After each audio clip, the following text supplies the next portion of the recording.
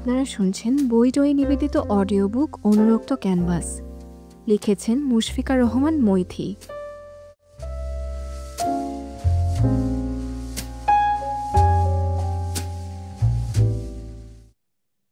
বাসর ঘরে প্রবেশ করতেই চোখ বিস্ফোরিত হলো জায়ানের।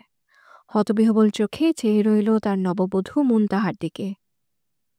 মেয়েটি উঠবস করছে, তাও আবার বিয়ের সাজেই। সেই ভারী শাড়ি গহনা সমেত সে উঠবস করছে, অনেকটা জাম্পিং স্কোয়াটের মতো। হাতের চুড়িগুলো ক্রমশ শব্দ করছে এবং সেই রিনঝিন শব্দে নিস্তব্ধ ঘর আলোড়িত হচ্ছে। জায়ান কিছু সময় বিমূঢ় দৃষ্টিতে তাকিয়ে রইল মুনতাহার দিকে। তারপর হালকা কাশি দিল। কাশির শব্দ শুনে মেয়েটি উঠবস থামাল। সে রীতিমতো হাঁপাচ্ছে। জায়ান রয়েসই বলল, ইজ এভরিথিং ওকে? হ্যাঁ, খারাপের কি দেখলেন? তাহলে উঠবস করছেন যে? জায়ানের কণ্ঠে বিস্ময়। মেয়েটির দিকে এখনো অবাক নয়নেই চেয়ে আছে। মুনতাহা ঠোঁটের উপর ঘাম মুছতে মুছতে বলল, ওহ, একটু ব্যায়াম, এক্সারসাইজ। আসলে আজ খাওয়াটা বেশি হয়ে গেছে তো তাই। মুনতাহা সত্যি খাবার হজমের জন্যই উঠবস করছিল। নিজের বিয়ে খাবার শখটি ছোটবেলা থেকেই ভালো করেই মনে পোষণ করে রেখেছিল সে। অনেকে বলতো নিজের বিয়েতে নাকি খাওয়া যায় না। এই ধ্যান ধারণাকে মিথ্যে প্রমাণ করতেই আজ ভরপেট খাওয়া। সেখানেই বাঁধল গোল। এখন মনে হচ্ছে খাওয়াটা গলা অবধি উঠে এসেছে। নিঃশ্বাস অবধি নিতে পারছে না। ননদেরা যখন ঘরে বসিয়ে গেল তখন থেকেই অস্বস্তি অনুভব হচ্ছে। বসতেও যেন কষ্ট হচ্ছে। চুনা ঢিকুরে পাগলপ্রায় হয়ে যাবার উপক্রম। তাই এই ফোন দিয়ে আটল। ভেবেছিল জায়ান আসার পূর্বে স্কোয়াড পর্বের সমাপ্তি করবে, কিন্তু সেটা তো হলো না। জায়ান মহাশয় ধুমধাম চলে এলেন। এখন সে মুখ খিচিয়ে ভ্রু কুঞ্চিত করে তাকিয়ে আছে মুনতাহার দিকে। মুনতাহা মুখে প্লাস্টিকের হাসি আঁকল। তারপর বলল, ইজ এনিথিং রং? জায়ান ফোঁস করে একটা নিঃশ্বাস ছাড়ল। তারপর ড্রেসিং টেবিলের দিকে চলে গেল। হাত থেকে ঘড়িটা খুলতে খুলতে বলল, রং হবে কেন? বউ বাসরাতে কান ধরে উঠবস করছে, এটা তো নিরন্তন ঘটনা। মুনতাহা মুখ পাকা করে ফেলল জায়ানের কথার ভঙ্গিমা দেখে। এমন যন্ত্রের মতো কেউ কথা বলে? জায়ান ওয়াশরুমে চলে গেল টাওয়াল নিয়ে। মুনতাহা ধপ করে খাটের উপর বসল। পেটের অস্বস্তি কর্পূরের মতো উড়ে গেল, আর মনে জমল একরাশ অব্যক্ত বিরক্তি। বেশ রাগ হতে লাগলো ওর বাবার উপর। 20 খানেক ছেলে বেছে শেষ পর্যন্ত বিয়ে দিল এই রসকসহীন গাধার সাথে। ভাবতেই খানিকটা মিয়ে গেল মন। এই রসকসহীন গাধার সাথে ঘর করা কি সম্ভব? বুক চিরে বেরিয়ে এলো দীর্ঘশ্বাস। অবশ্য বাবার দোষ নেই।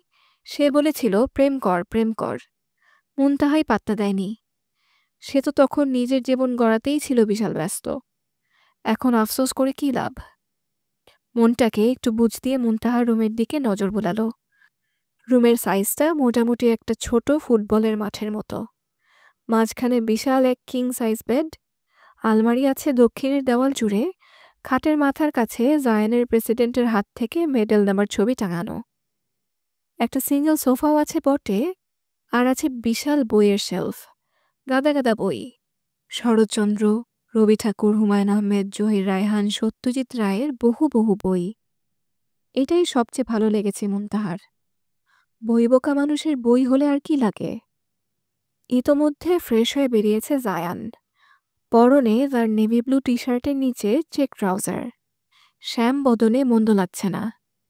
কপালে এসে পড়া চুলগুলো থেকে টপ টপ করে পানি গড়িয়ে পড়ছে। চাপদাড়ির মানুষটিকে দেখে মুনতাহার মনে হলো সে কোনো সাউথের হিরোকে দেখছে। হৃদয়স্থলে অজান্তেই এক শীতল হাওয়া বইল।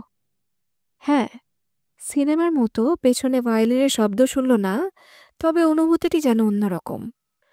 মুনতাহা মুগ্ধ নয়নে দেখল কিছুক্ষণ।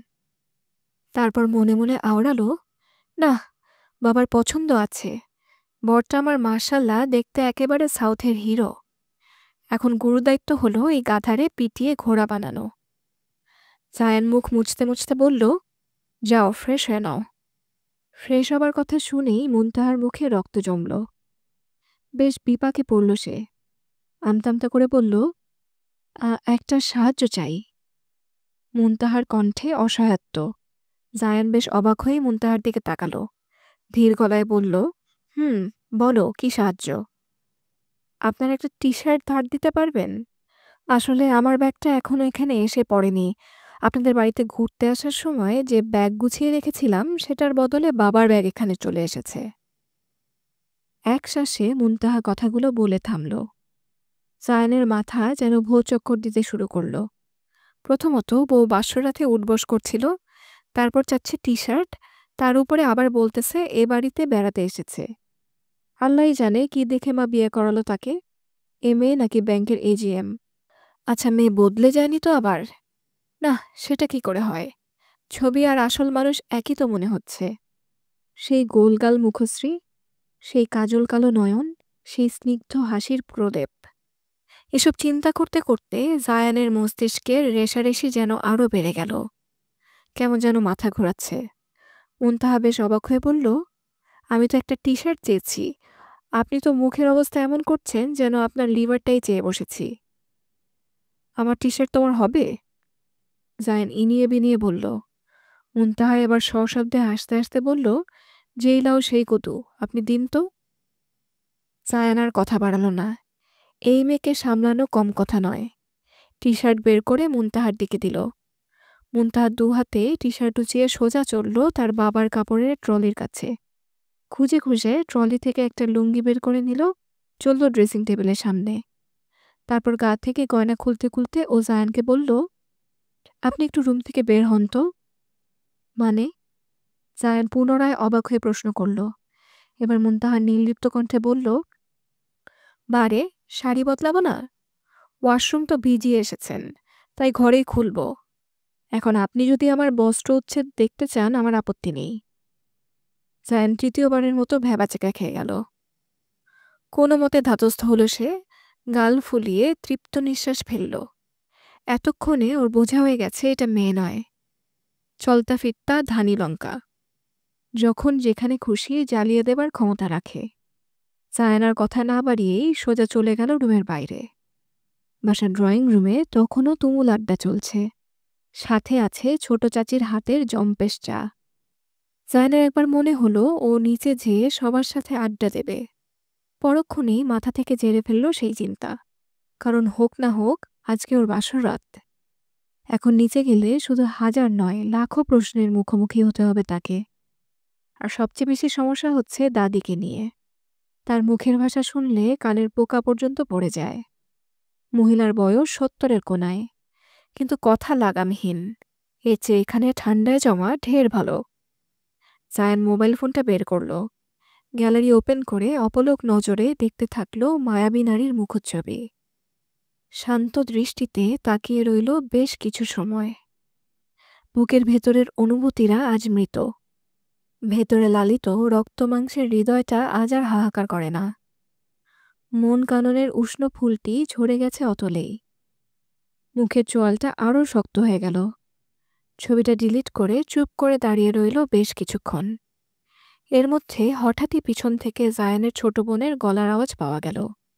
মানে জয়ী সিঁড়ি দিয়ে উপরে উঠছে। জায়ান এই শীতের মধ্যেও ঘামতে লাগল। জয়ী যদি এই অবস্থায় জায়ানকে রুমের বাইরে দেখেছে তো কালকে সকালে আর মুখ দেখাতে হবে না কাউকে। প্রত্যেকের মুখে মুখে রসালো কাহিনী থাকবে।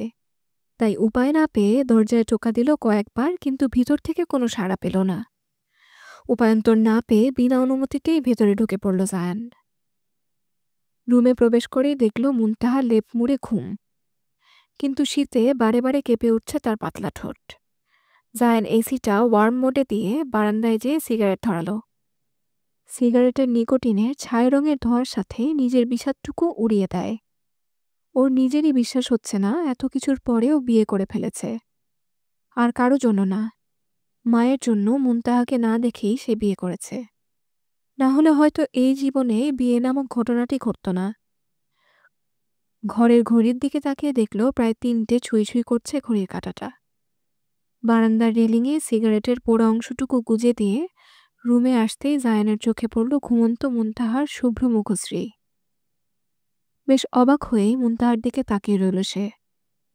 এত এত মেকআপ করেছিল মেয়েটার মুখে যে আসল সৌন্দর্যটুকু বোঝাই যাচ্ছিল না। গোলগাল শুভ্র মুখশ্রীর বাপাশের গালে বেশ বড় একটা তিল। চোখ দুটো বুজে আছে, তারপরও যেন মনে হচ্ছে টলটলে দিঘির পানিতে ভাসছে। মেয়েটার পাতলা ঠোঁটে এখনও হালকা লিপস্টিক লেগে আছে। ঠোঁটগুলো দেখলেই মন চায় একটু ছুঁয়ে দিতে। জায়ানের টি শার্টটা পরে ঘুমিয়েছে মুনতাহা। টি শার্টটি অনেক বড় হয়েছে তার। হাতাগুলো কোনোই ছুঁই ছুঁই করছে। বাচ্চাদের মতো বেঘরে ঘুমাচ্ছে। ঘোর কাটল তখন, যখন জায়ান অনুভব করল তার সামনে একটা বেশ বড় মাপের সমস্যা। অভ্যাসবশত সে তার বিছানা ছাড়া ঘুমাতে পারে না, কিন্তু আবার মুনতাহা বিছানায় শুয়ে আছে। কি করবে কি না করবে সেটাই বুঝতে পারছে না। অনেক ভেবে সিদ্ধান্ত নিল, বিছানা যেহেতু অনেক বড়, একপাশে শুয়ে পড়ে মাঝে কোলবালিশ দিলে সব সমস্যাই মিটে যাবে। জায়ান মাঝে কোলবালিশ দিয়ে আস্তে করে চোখ বন্ধ করতেই রাজ্যের ঘুম এসে ভর করল তার চোখে। প্রচুর পরিশ্রম গিয়েছে এই কয়দিনে, তাই নিদ্রা দেবী চোখে ভর দিতে বেশ সময় লাগল না। ক্লান্ত শরীর তলিয়ে গেল অতল ঘুমের রাজ্যে। আপনারা শুনছেন বইটই নিবেদিত অডিও বুক অনুরক্ত ক্যানভাস। লিখেছেন মুশফিকা রহমান মৈথি। সাদা পর্দা দিয়ে আলতো করে গা গলিয়ে প্রবেশ করছে কাঁচা সোনা রোদ। নিস্তব্ধ অন্ধকার ঘরটা ধীরে ধীরে হয়ে উঠল উজ্জ্বল। সোনালি আভা চোখে পড়তেই ঘুমে পড়ল ছেদ। ঘুমের রেশ কাটল, চোখ খোলার আগেই অনুভব হলো বুকের উপর কিছু একটা চেপে ধরে আছে। বেশ ভারী কিছু একটা। চোখ খুলে তাকাতেই আরেক দফা চমকে উঠল জায়ান। মুহূর্তেই শিরদাঁড়া বেয়ে উষ্ণ রক্তপ্রবাহ বয়ে গেল। বুকের উপরের ভারী জিনিসটি আর কিছুই নয়, বরং মুনতাহা। রীতিমতো জায়ানের বুক খামচে শুয়ে আছে সে। জায়ানের মস্তিষ্ক নিমিষেই নিষ্ক্রিয় হয়ে উঠল। পাশে তাকাতেই দেখল কোলবালিশের অস্তিত্বও নেই। মুনতাহাকে ডাকতে যাবে তখনই দরজায় ক্রমশ শব্দ হতে লাগল। জয়ীর চিকন কণ্ঠ শোনা গেল, এই ভাই, দরজা খোল। জায়ান মুনতাহাকে হালকা করে ধাক্কা দিয়ে বলল, মুনতাহা উঠো, মুনতাহা। কিন্তু কিসের কি? মুনতাহার কোনো ভাবান্তরই হলো না। সে বরং আরো শক্ত করে জড়িয়ে ধরল জায়ানকে। ঘুমালে নাকি মেয়েদের মায়াবতী লাগে। কথাটা সত্য। মেয়েটিকে সত্যি মায়াবতী লাগছে। এলোমেলো চুল, টানা টানা নেত্রপল্লব, শুভ্র কোমল গালজোড়া। জায়ানের বুকের উপরে মুনতাহার উষ্ণ শ্বাস আছড়ে পড়ছে। জায়ানের লোমকূপ বেয়ে যেন সারা শরীরে এক অন্য শিহরণ ছড়িয়ে পড়ল। জায়ানের মনে হলো, থাকুক না আর একটু সময় বুকের মধ্যে, মন্দ তো লাগছে না। কিন্তু দরজা ভাঙার মতন করে যে হারে আঘাত করছে, তাতে দরজা না খুললে ভাঙতে বেশি সময় লাগবে না বাইরের পার্টিদের। এত শব্দের মধ্যেও মুনতাহা বেঘরে ঘুম। জায়ানের ঠোঁটে একটা প্রশান্তির হাসি ফুটে উঠল। তারপর মেয়েটিকে আগলে শোয়ালো বালিশে। দরজা খুলতেই যেন জায়ান এক বিশাল স্রোতের মুখে পড়ল। গলগলিয়ে পানি ঢোকার মতন এক ঝাঁক মানুষ ঢুকে পড়ল তার রুমে। মুনতাহা তখনও ঘুমে বিভোর। লেপের নিচ থেকে খোলা পা বেরিয়ে আছে। হাত জোড়া টাইটানিকের জ্যাক এবং রোজের মতো পাঁচ খোলা। জয়ী মুনতাহার হাল দেখে দুষ্টমি মাখা কণ্ঠে বলল, ভাইয়া, ভাবিরে কি মাইট টাইট দিছ নাকি? এমন করে পড়ে আছে কেন? মাইট দেওয়া লাগবে কেন? চোখ গরম করে তাকাইছিল মনে হয়, তাই তো ফিট হয়ে পড়ে আছে। পেছন থেকে চাচাতো বোন সামিহা বলে উঠল। সামিহার ছোট বোন লামিয়া তো আরও 1 ডিগ্রি উপরে। সে বলল, ভাইয়ের দোষ কি? ভাইয়ের তো চেহারাই এমন। মিশা সওদাগর টাইপ ভাইব আছে। ভাবির কি দোষ? ভাবছিল বিয়ে হবে সালমান শাহর সাথে, হইছে মিশা সওদাগরের সাথে। চড়িয়ে তোমাদের দাঁত ফেলে দেব, তখন টিপ্পনিকাটা বের হয়ে যাবে। জায়ান দাঁতে দাঁত পিষে কথাটা বলল। উত্তরে জয়ী দাঁতের পাটি আরও বের করে বলল, আমার তাহলে ডেন্টিস্টের খরচ বেঁচে যাবে ভাই। দে দে, এই দাঁতে মেলা ব্যথা। জায়ান হাল ছেড়ে দিল। এই পার্টির সাথে লড়া মানে নিজের এনার্জি নষ্ট। তপ্ত নিঃশ্বাস ছেড়ে বলল, তোদের পীড়িতের ভাবিরে পারলে উঠা। মানুষ তো না, যেন কুম্ভকর্ণ। এর পাশে বোমা ফাটালেও টের পাবে নাকি সন্দেহ। বলেই জায়ান চলল ওয়াশরুমের দিকে। মাঝপথেই দরজায় এসে দাঁড়ালেন ছোট চাচি। গ্যাঞ্জাম পার্টিকে রুমে দেখে বেশ বিরক্ত হয়ে বলল, এই তোদের কাজ নেই? এখানে এসে ভিড়েছিস, ভাগ এখান থেকে। জায়ান যেন হাফ ছেড়ে বাঁচল। বাসায় ছোট চাচিকে জমের মতো ভয় পায় সব। যেমন পিঁপড়ার মতো ঢুকেছিল তেমন পিঁপড়ার মতোই বেরিয়ে গেল। এত সময় পর অবশেষে চোখ খুলল মুনতাহা। চোখ কচলে উঠে বসল সে। কিন্তু সমস্যা হলো ঘুম থেকে উঠলেই ঘণ্টাখানেক তার মস্তিষ্ক থাকে নিষ্ক্রিয়, একেবারে শূন্য যাকে বলে। ফ্যাল ফ্যাল করে কিছু সময় সে তাকিয়ে রইল ছোট চাচির দিকে। মহিলাটিকে অপরিচিত লাগছে তার, কিন্তু তার তো এখানে থাকার কথা নয়। মুনতাহাকে উঠে বসতে দেখেই ছোট চাচি বললেন, যাও মুনতাহা, উঠে ফ্রেশ হয়ে রেডি হয়ে নাও, সবাই অপেক্ষা করতেছে তোমার জন্য নাস্তার টেবিলে। আচ্ছা আপনি কে? আমি আছিটাই বা কোথায়? মুনতাহার প্রশ্ন শুনে প্রথমে খানিকটা চমকে গেলেও নিজেকে সামলে নিলেন ছোট চাচি। তারপর মাথায় হাত বুলিয়ে বলল, তুমি তোমার বাড়িতে আর আমি তোমার ছোট চাচি, যাও যে ফ্রেশ হয়ে নাও। এটুকু বলেই ছোট চাচি বেরিয়ে গেলেন। মুনতাহা ভ্যাবলার মতো তাকিয়ে রইল তার যাবার পানে। তারপর বাঁ হাত দিয়ে চুলকাতে লাগলো চুল। জট বেঁধে আছে। এমন সময়ে জায়ান বেরিয়ে এলো ওয়াশরুম থেকে। জায়ান মৃদুকণ্ঠে বলল, যাও, ওয়াশরুম ফ্রি। জায়ানের কণ্ঠস্বর কানে আসতেই মাথার বাল্ব জ্বলে উঠল। মনে পড়ল সে আছে তার শ্বশুরবাড়ি, আর এই মানুষটি তার স্বামী। মুনতাহা চোখ তুলে তাকালো জায়ানের দিকে। ভেজা চুলের আগায় শিশিরের মতো পানি জমে আছে। নগ্ন দেহে শুধু একটি 3/4 প্যান্ট। বেশ ভুঁড়ি নেই, বেশ মেনটেন করা দেহ। শ্যাম দেহে এখনও পানির রেশ আছে। বুকের ভেজা পশমগুলো লেপ্টে আছে বুকের সাথে। অর্ধনগ্ন শরীর থেকে যেন চোখ ফেরাতেই পারছে না মুনতাহা। জায়ান মাথা মুছতে মুছতে বলল, চোখ দিয়ে তো গিলে খাচ্ছ, তা আমাকে দেখেই কি পেট ভরাবে? কথাটা শুনতেই জমে গেল মুনতাহা। মুখরা মুনতাহার এই প্রথম কারো কথা তীরের মতো লাগল। সাথে সাথেই লজ্জা ভর করল সারা দেহে। কোনো মতে লুঙ্গি সামলেই ছুটল সে বাথরুমে। বেসিনে আয়নায় নিজের প্রতিবিম্ব দেখেই চমকে উঠল সে। চুলগুলো কেমন জানি কারেন্টের শক খাওয়া মানুষের মতো দেখাচ্ছে। বারবার বাবাকে বলেছিল পার্লারে সাজার দরকার নেই, কিন্তু কিসের কি? পার্লারে না সাজলে নাকি মান সম্মান থাকে না। তাই মান সম্মান রাখতে যেয়ে চুল কারেন্টের মতো শক খাওয়া মানুষের মতো হয়ে গেছে। তাড়াতাড়ি ফ্রেশ হয়ে বের হলো সে। বিছানায় একটি শাড়ি, পেটিকোট এবং ব্লাউজ রাখা। চাচি দেখেছেন হয়তো। মুনতাহা দরজা না আটকেই শাড়িটি পরতে লাগল। এমন সময়ই দরজা ঠেলে প্রবেশ করল জায়ান। শাড়ি গড়াগড়ি খাচ্ছে মাটিতে। জায়ানকে দেখেই মুনতাহা কোনো মতে শাড়ি বুকের কাছে চেপে ধরে নিজেকে আড়াল করার চেষ্টা করতে লাগল। মুহূর্তেই জায়ান বেশ অপ্রস্তুত হয়ে গেল। অন্যদিকে তাকিয়ে বলল, তুমি শাড়ি পরে নাও, আমি পরে আসছি। বলেই ধরাম দিয়ে দরজা দিয়ে বেরিয়ে গেল সে। সারা গায়ে ঘাম ছুটছে। এই প্রথম কোনো মেয়েকে এমন অবস্থায় দেখছে সে। অজান্তেই কান লাল হতে লাগল। হৃদস্পন্দন বাড়তে লাগলো অজান্তেই।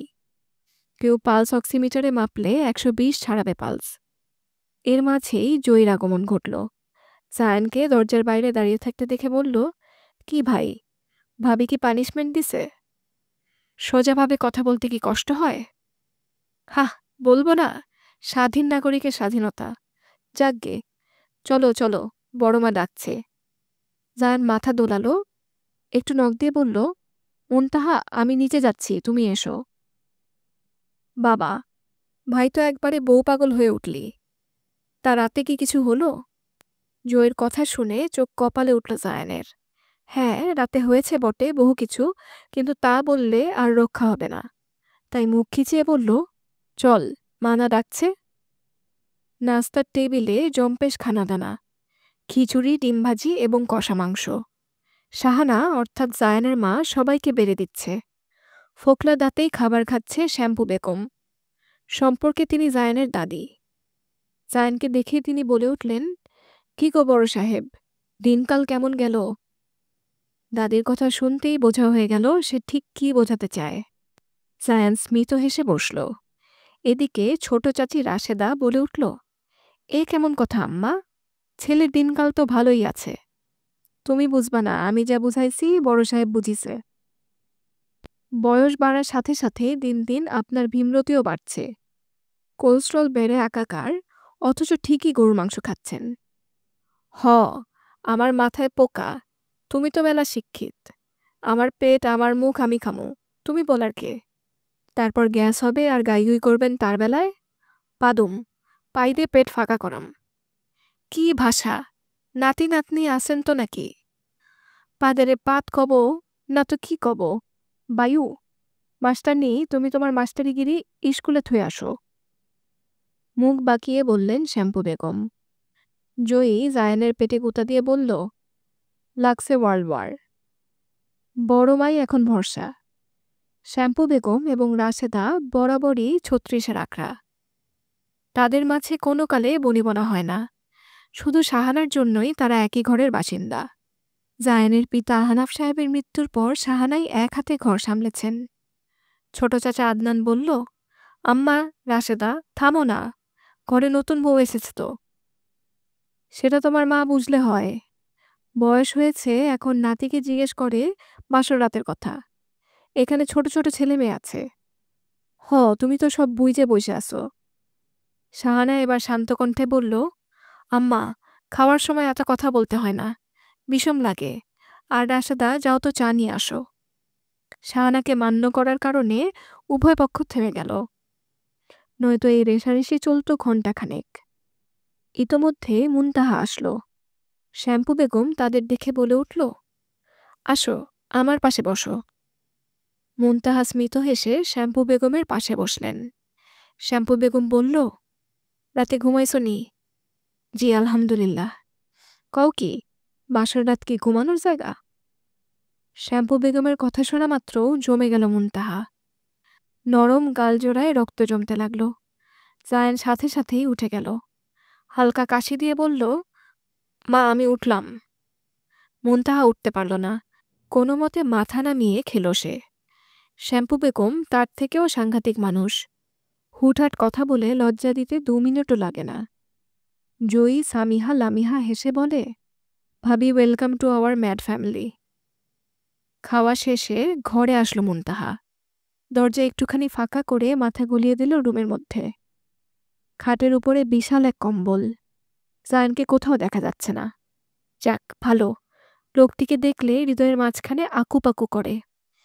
বিষয়টা বেশ জটিল, চাইলেও বুঝে উঠতে পারে না মুনতাহা এই অনুভূতির কারণ কি।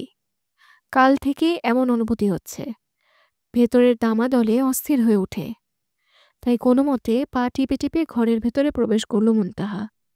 কিন্তু অজান্তেই শাড়ির কুচিগুলো কলার খোসার মতো পায়ের নিচে চলে এলো। কুচিতে টান পড়ায় আপনা আপনি বাঁকা হয়ে এলো পিঠ। মুনতাহা দেখল ফ্লোরটি যেন তার দিকে এগিয়ে আসছে। ভয়ে আপনা আপনি বন্ধ হয়ে গেল চোখ। তখনই একটা রুক্ষ হাতের স্পর্শ পেল উদরে। শক্ত হাত জোড়া তাকে টেনে উঠালো যেন, তারপরে মিশিয়ে রাখল বক্ষস্থলে। নিবিড় স্পর্শে মোমের মতো যেন গলে গেল মুনতাহা। মেরুদণ্ড বেয়ে বয়ে গেল উষ্ণ রক্তের স্রোত। মুখ তুলে তাকাতেই শ্যাম মুখশ্রী ভেসে উঠল চোখে।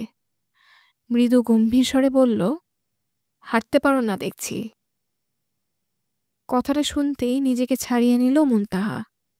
সকল আবেগেরা ঘর ছেড়ে পালালো। মুনতাহা শটান হয়ে বলল, আসলে এটাই সায়েন্স। না পড়লে কেউই তো বুঝতে পারত না বিজ্ঞান কি।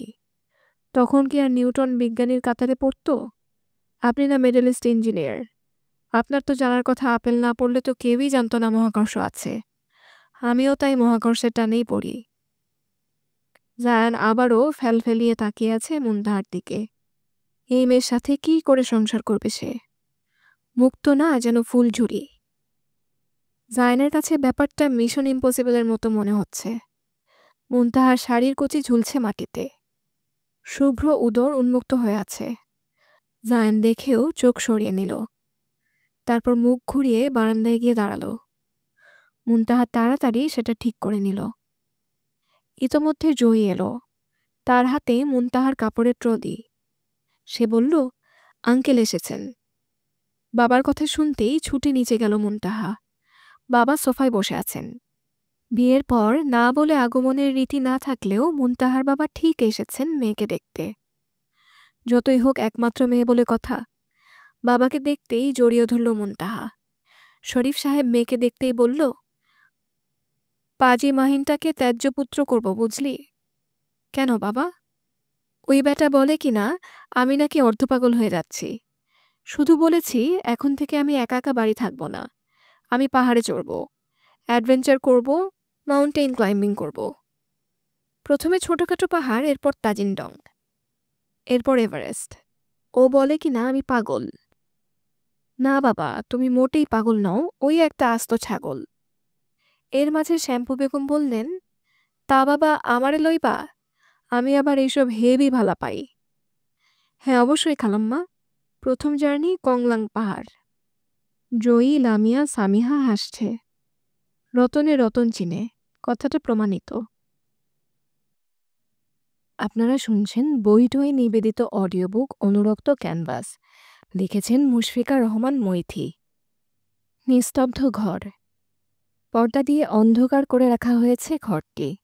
এক ছিদ্র থেকে সামান্য আলো প্রবেশ করছে, কিন্তু সেটাই ঘর উজ্জ্বল হচ্ছে না। মাঘের প্রতাপে শীতের মাত্রা বেড়েছে। হিম ধরা ঘর। এর মাঝেই পা ঘুটিয়ে মাটিতে বসে রয়েছে শিশিরকণা। তার চোখজোড়া ফুলে রয়েছে। এখনো অশ্রুর কণা নজরে আসছে। ফোনের টুকরো অংশগুলো মেঝেতে বিক্ষিপ্ত। মনটা বারে বারে হু হু করে উঠছে। কিভাবে পারল জায়ান এমনটা করতে? কিভাবে তাদের প্রণয়কে অস্বীকার করে মুখ ফিরিয়ে নিল সে? একবারও কষ্ট হলো না? ভাবতেই ভেতরটা দুমড়ে মুচড়ে উঠছে। একটু রাগই করেছিল শিশিরকণা।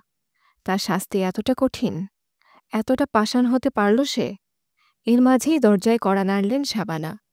ভারাক্রান্ত গলায় বলেন, শিশির খাবি না মা? খেয়ে নে একটু। শিশির শুনল না কথা। সে শুধু হাঁটু আঁকড়ে ধরে বসে রইল।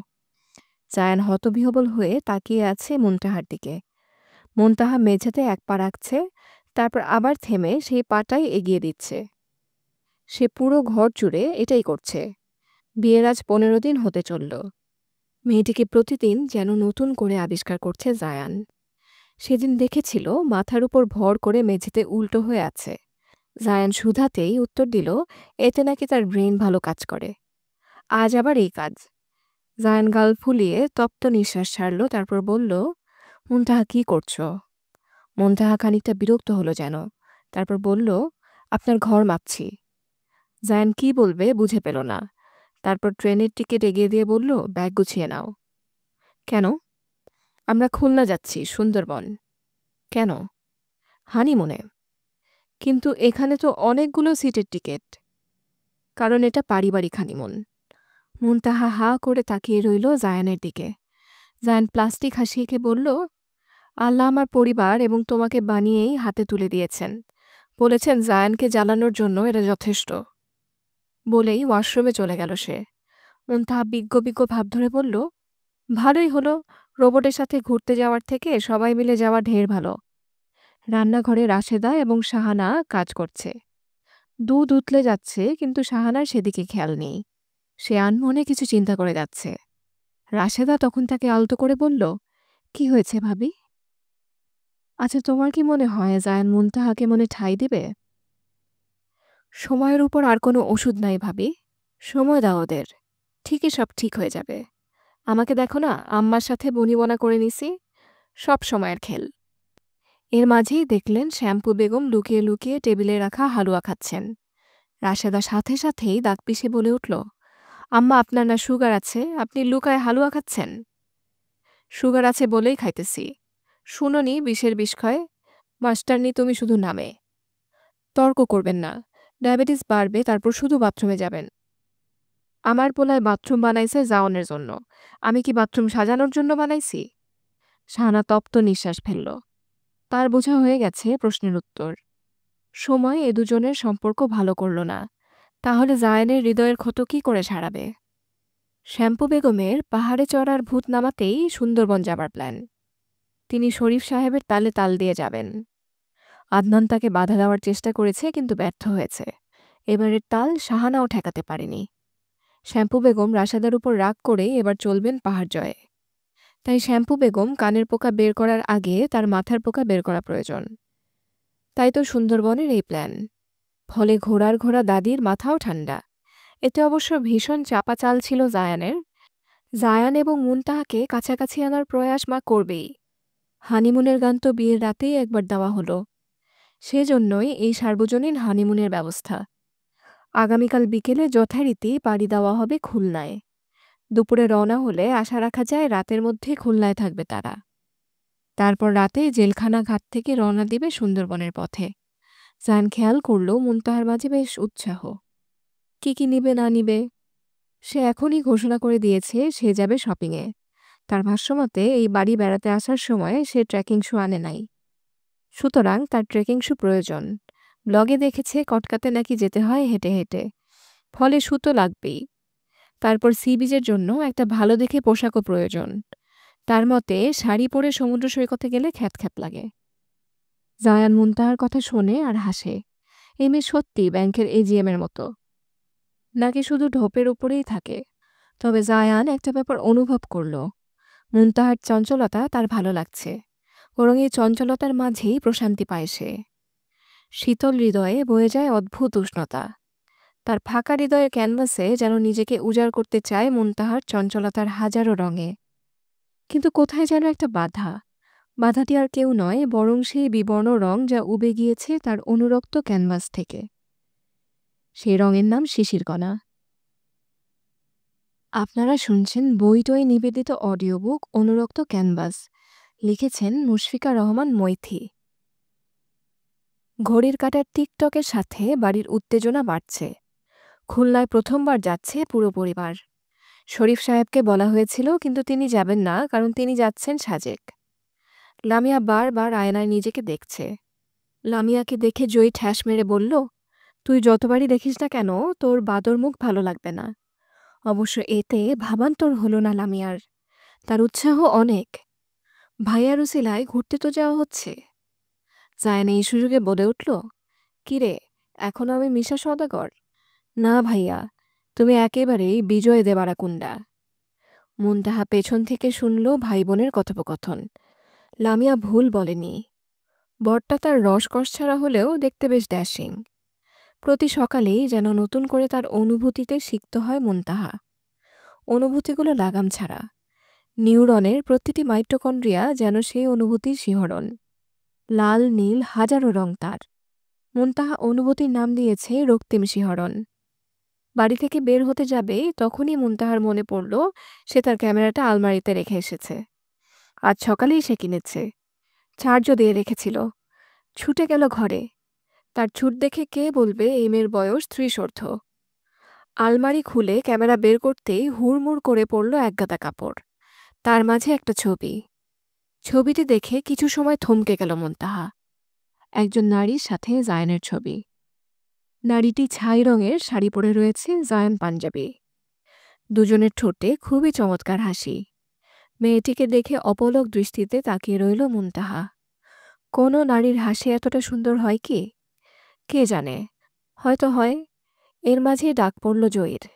তাই ছবিটা রেখে কোনো মতেই কাপড়গুলো গুছিয়ে ছুটল বাইরে। ভাবনাগুলো সেখানেই ছেড়ে দিল।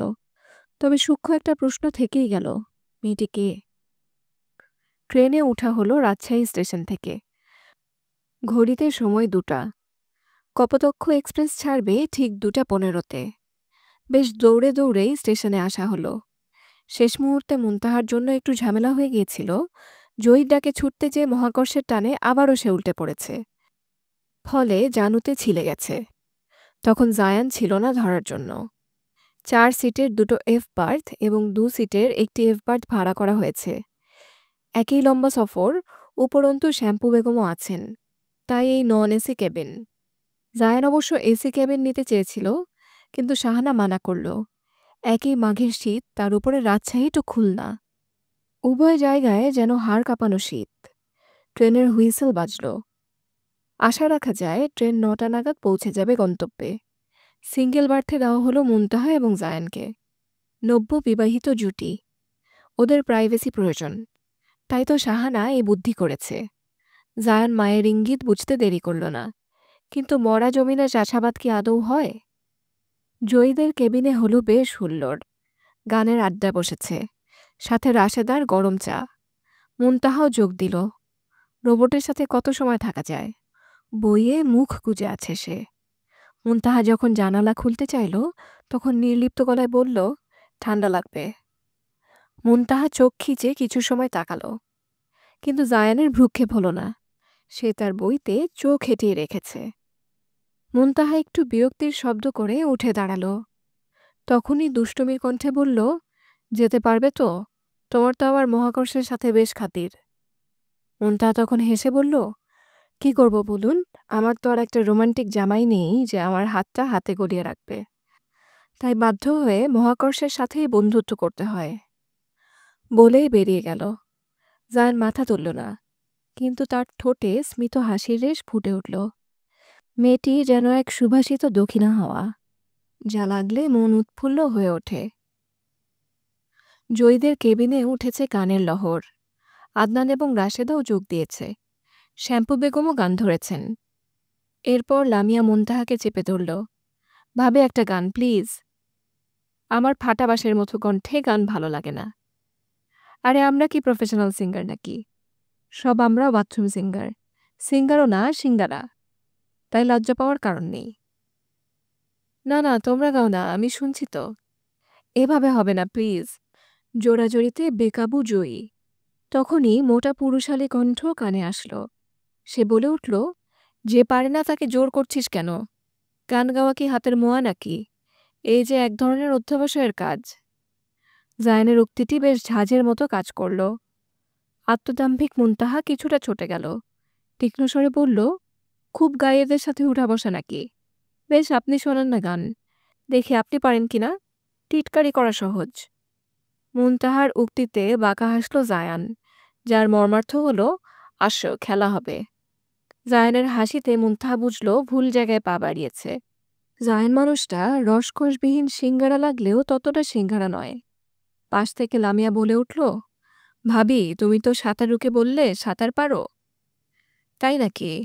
মুনতাহা একটু শুকনা ঢোক গিলে তাকালো জায়ানের দিকে। জায়ান তার অসহায় চাহনি উপেক্ষা করে বলল, আমি গাইতে রাজি, তবে টিম টিম করে। এক টিম তোর ভাবির, এক টিম আমার। কে কে আমার টিমে? লামিয়া ধুম করে বলল, আমি তোমার টিমে। সাথে সাথে সামিয়াও বলে উঠল, আমিও তোমার টিমে। মুনতাহা হা করে তাকিয়ে রইল ননদদের দিকে। এই তো কাল অবধি ভাবি ভাবি করে মাথা খাচ্ছিল, এখন ভাইয়ের দলে চলে গেল। একেই বুঝি বলা হয় মীর জাফরের দল।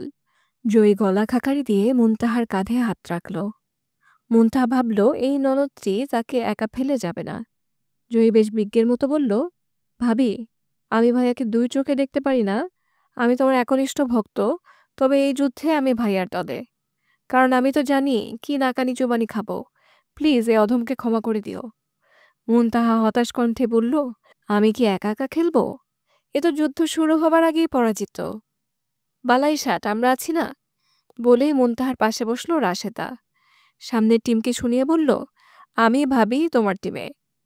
ওই বাদরগুলো থাকা যা না থাকা একই। মুনতাহাও আত্মবিশ্বাস ফিরে পেল।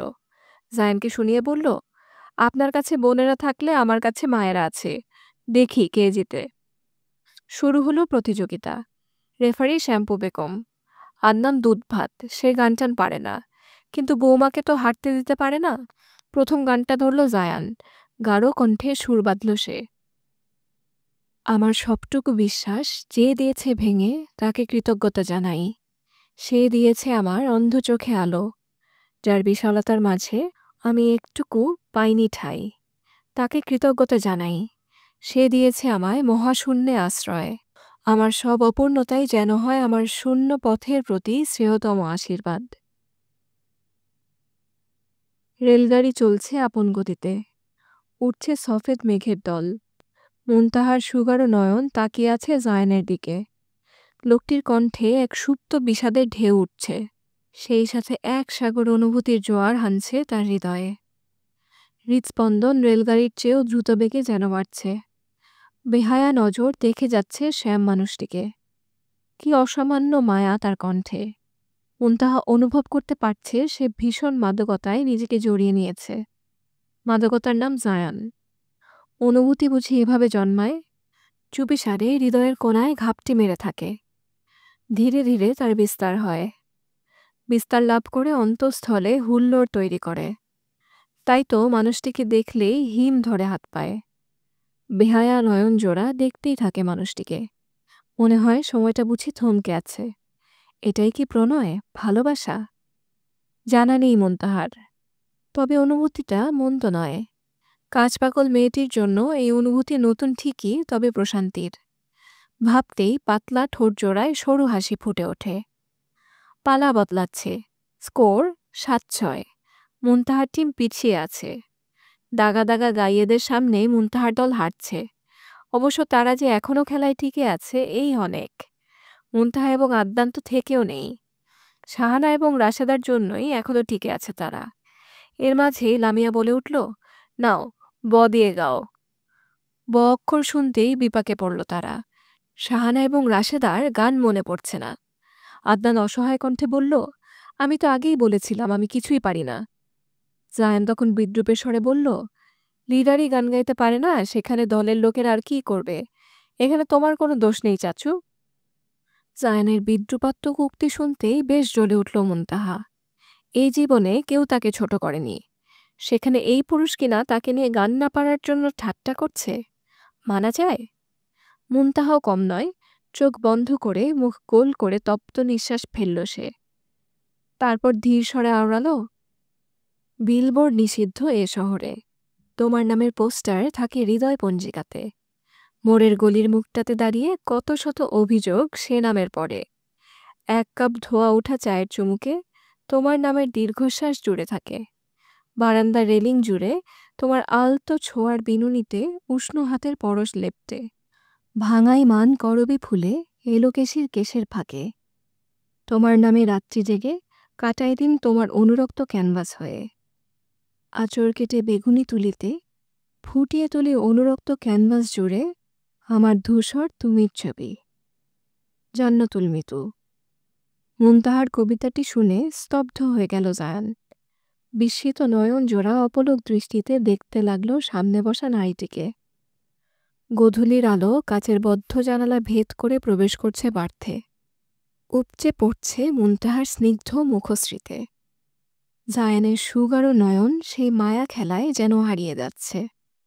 কবিতার পংক্তি যেন তাকে বারবার টানছে এই নারীর দিকে। হৃদয় বলছে, এই নারী কেবলই তোমার। বিয়ের এই কদিনে এই অর্ধপাগল নারীটিতে মত্ত হয়ে গেছে সে। হৃদয়ের ফাঁকা ক্যানভাসটি মুহূর্তেই অনুরক্ত হয়ে উঠেছে। বিবর্ণ রংটি অচিরেই হারিয়ে যাচ্ছে। এটা কতটা ঠিক জানা নেই জায়ানের, তবে হৃদয়ের মাঝের এই উচাটনটি নাকচ করার উপায় নেই তার। মুনতাহার কবিতাটি শেষ হতেই সকলে হাততালি দিয়ে উঠল। লামিয়া বলল, কবিতাটি কি তোমার লেখা? না গো, কোথাও পড়েছিলাম, খুব ভালো লেগেছিল। তুমি পাঠিয়ে দিয়েছ ভাবি? তখনই উঠে দাঁড়ালো জায়ান, গম্ভীর কণ্ঠে বলল, তোরা খেল, আমার মাথা ধরেছে। সে কি, খেলা শেষ হলো কই? হয়ে তো গেছে, তোর ভাবি জিতে গেছে। এটুকু বলেই বার্থ থেকে বেরিয়ে গেল জায়ান। জায়ানের আচরণে মিটিমিটি হাসল রাশেদা। ছেলেটি ধীরে ধীরে মুনতাহাতে মত্ত হচ্ছে। মুনতাহা তাকিয়ে রইল জায়ানের প্রস্থানের পানে।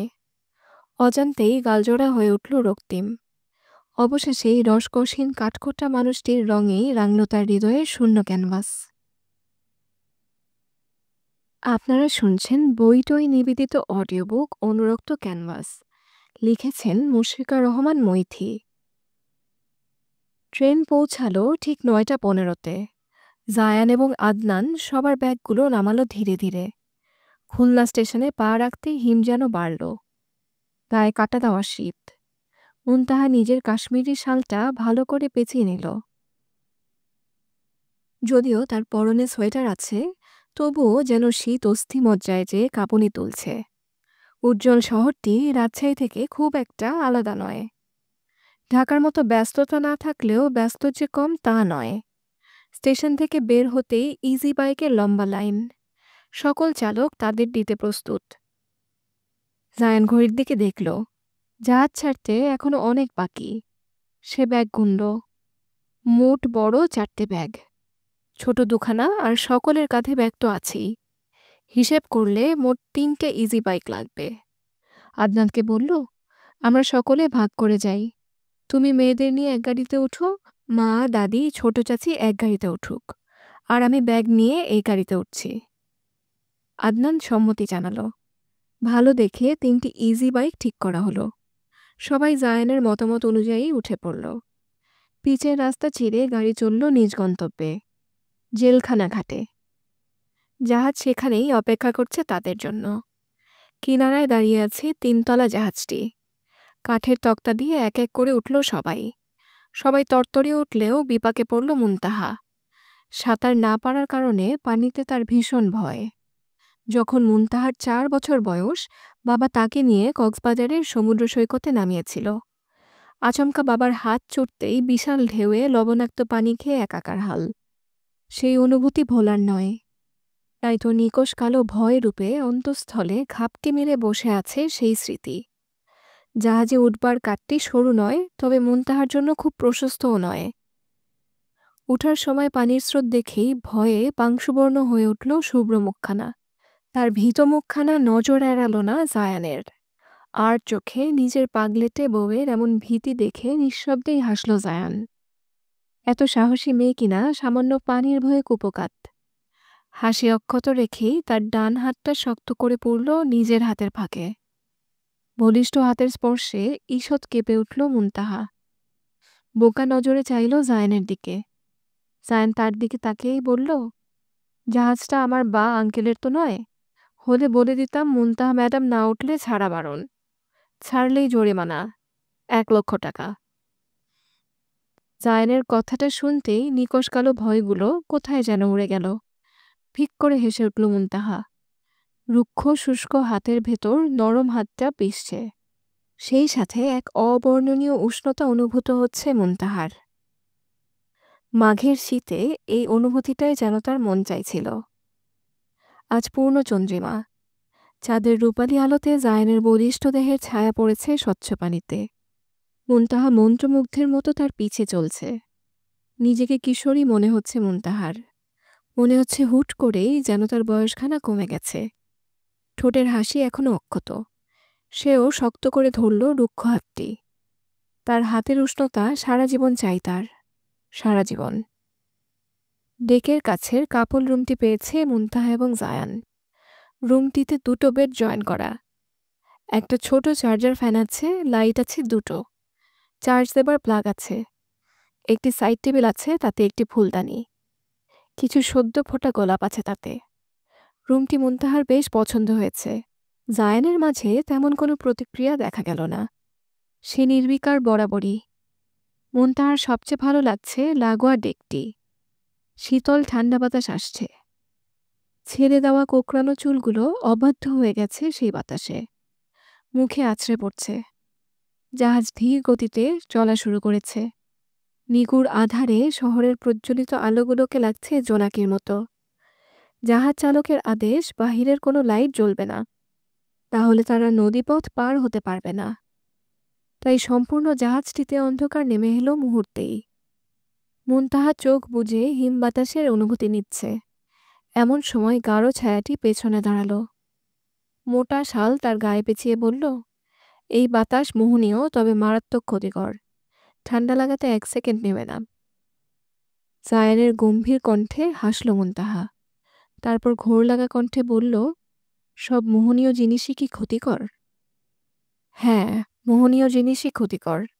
আপেক্ষিকভাবে নজরে আসে না, কিন্তু নিঃস্ব করে দেয় আপন সত্তাকে।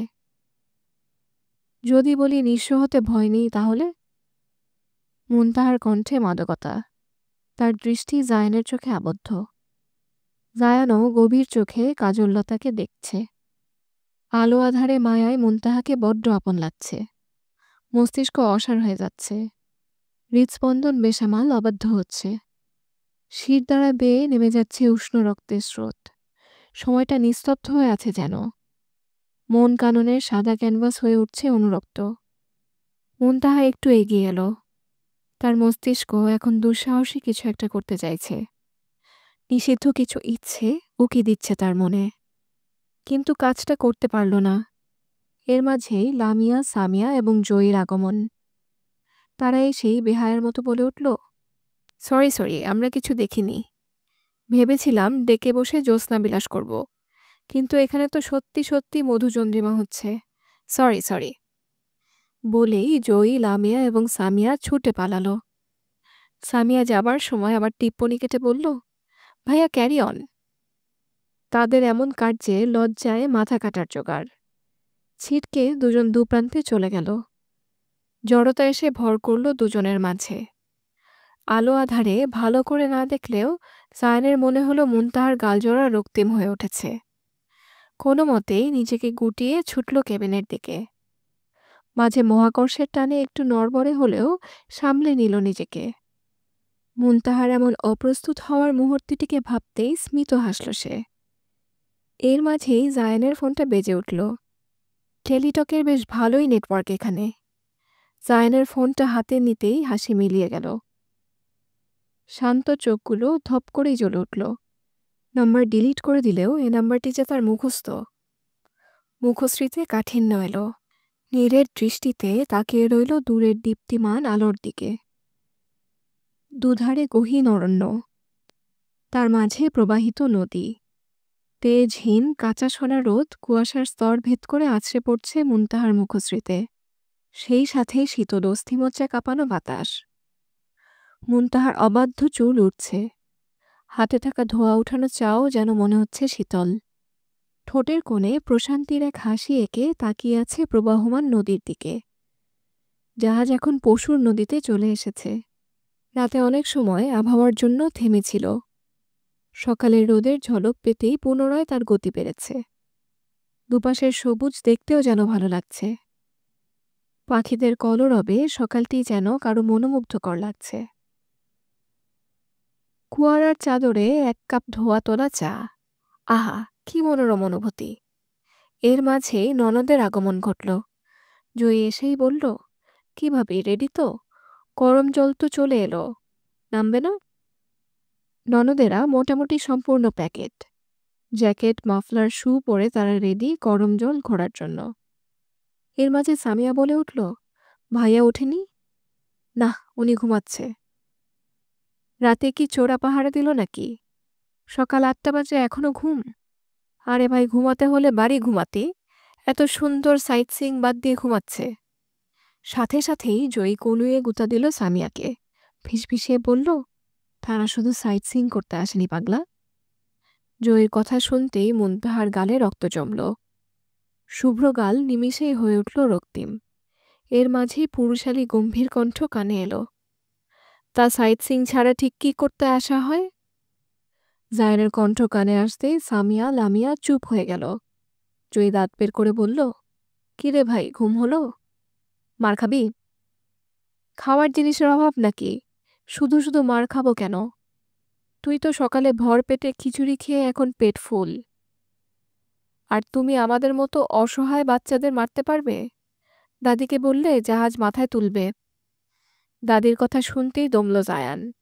দমবেই না কেন? শ্যাম্পু বেগমের প্রকোপ তো অজানা নয়। সাধারণত দেখা যায় ঘরে ছেলেদের মূল্য থাকে বেশি, তাকে আদর করা হয় বেশি, তাদের নিয়ে আদিক্ষেতাও তুলনামূলক বেশি থাকে। কিন্তু এই বাড়িতে উল্টো।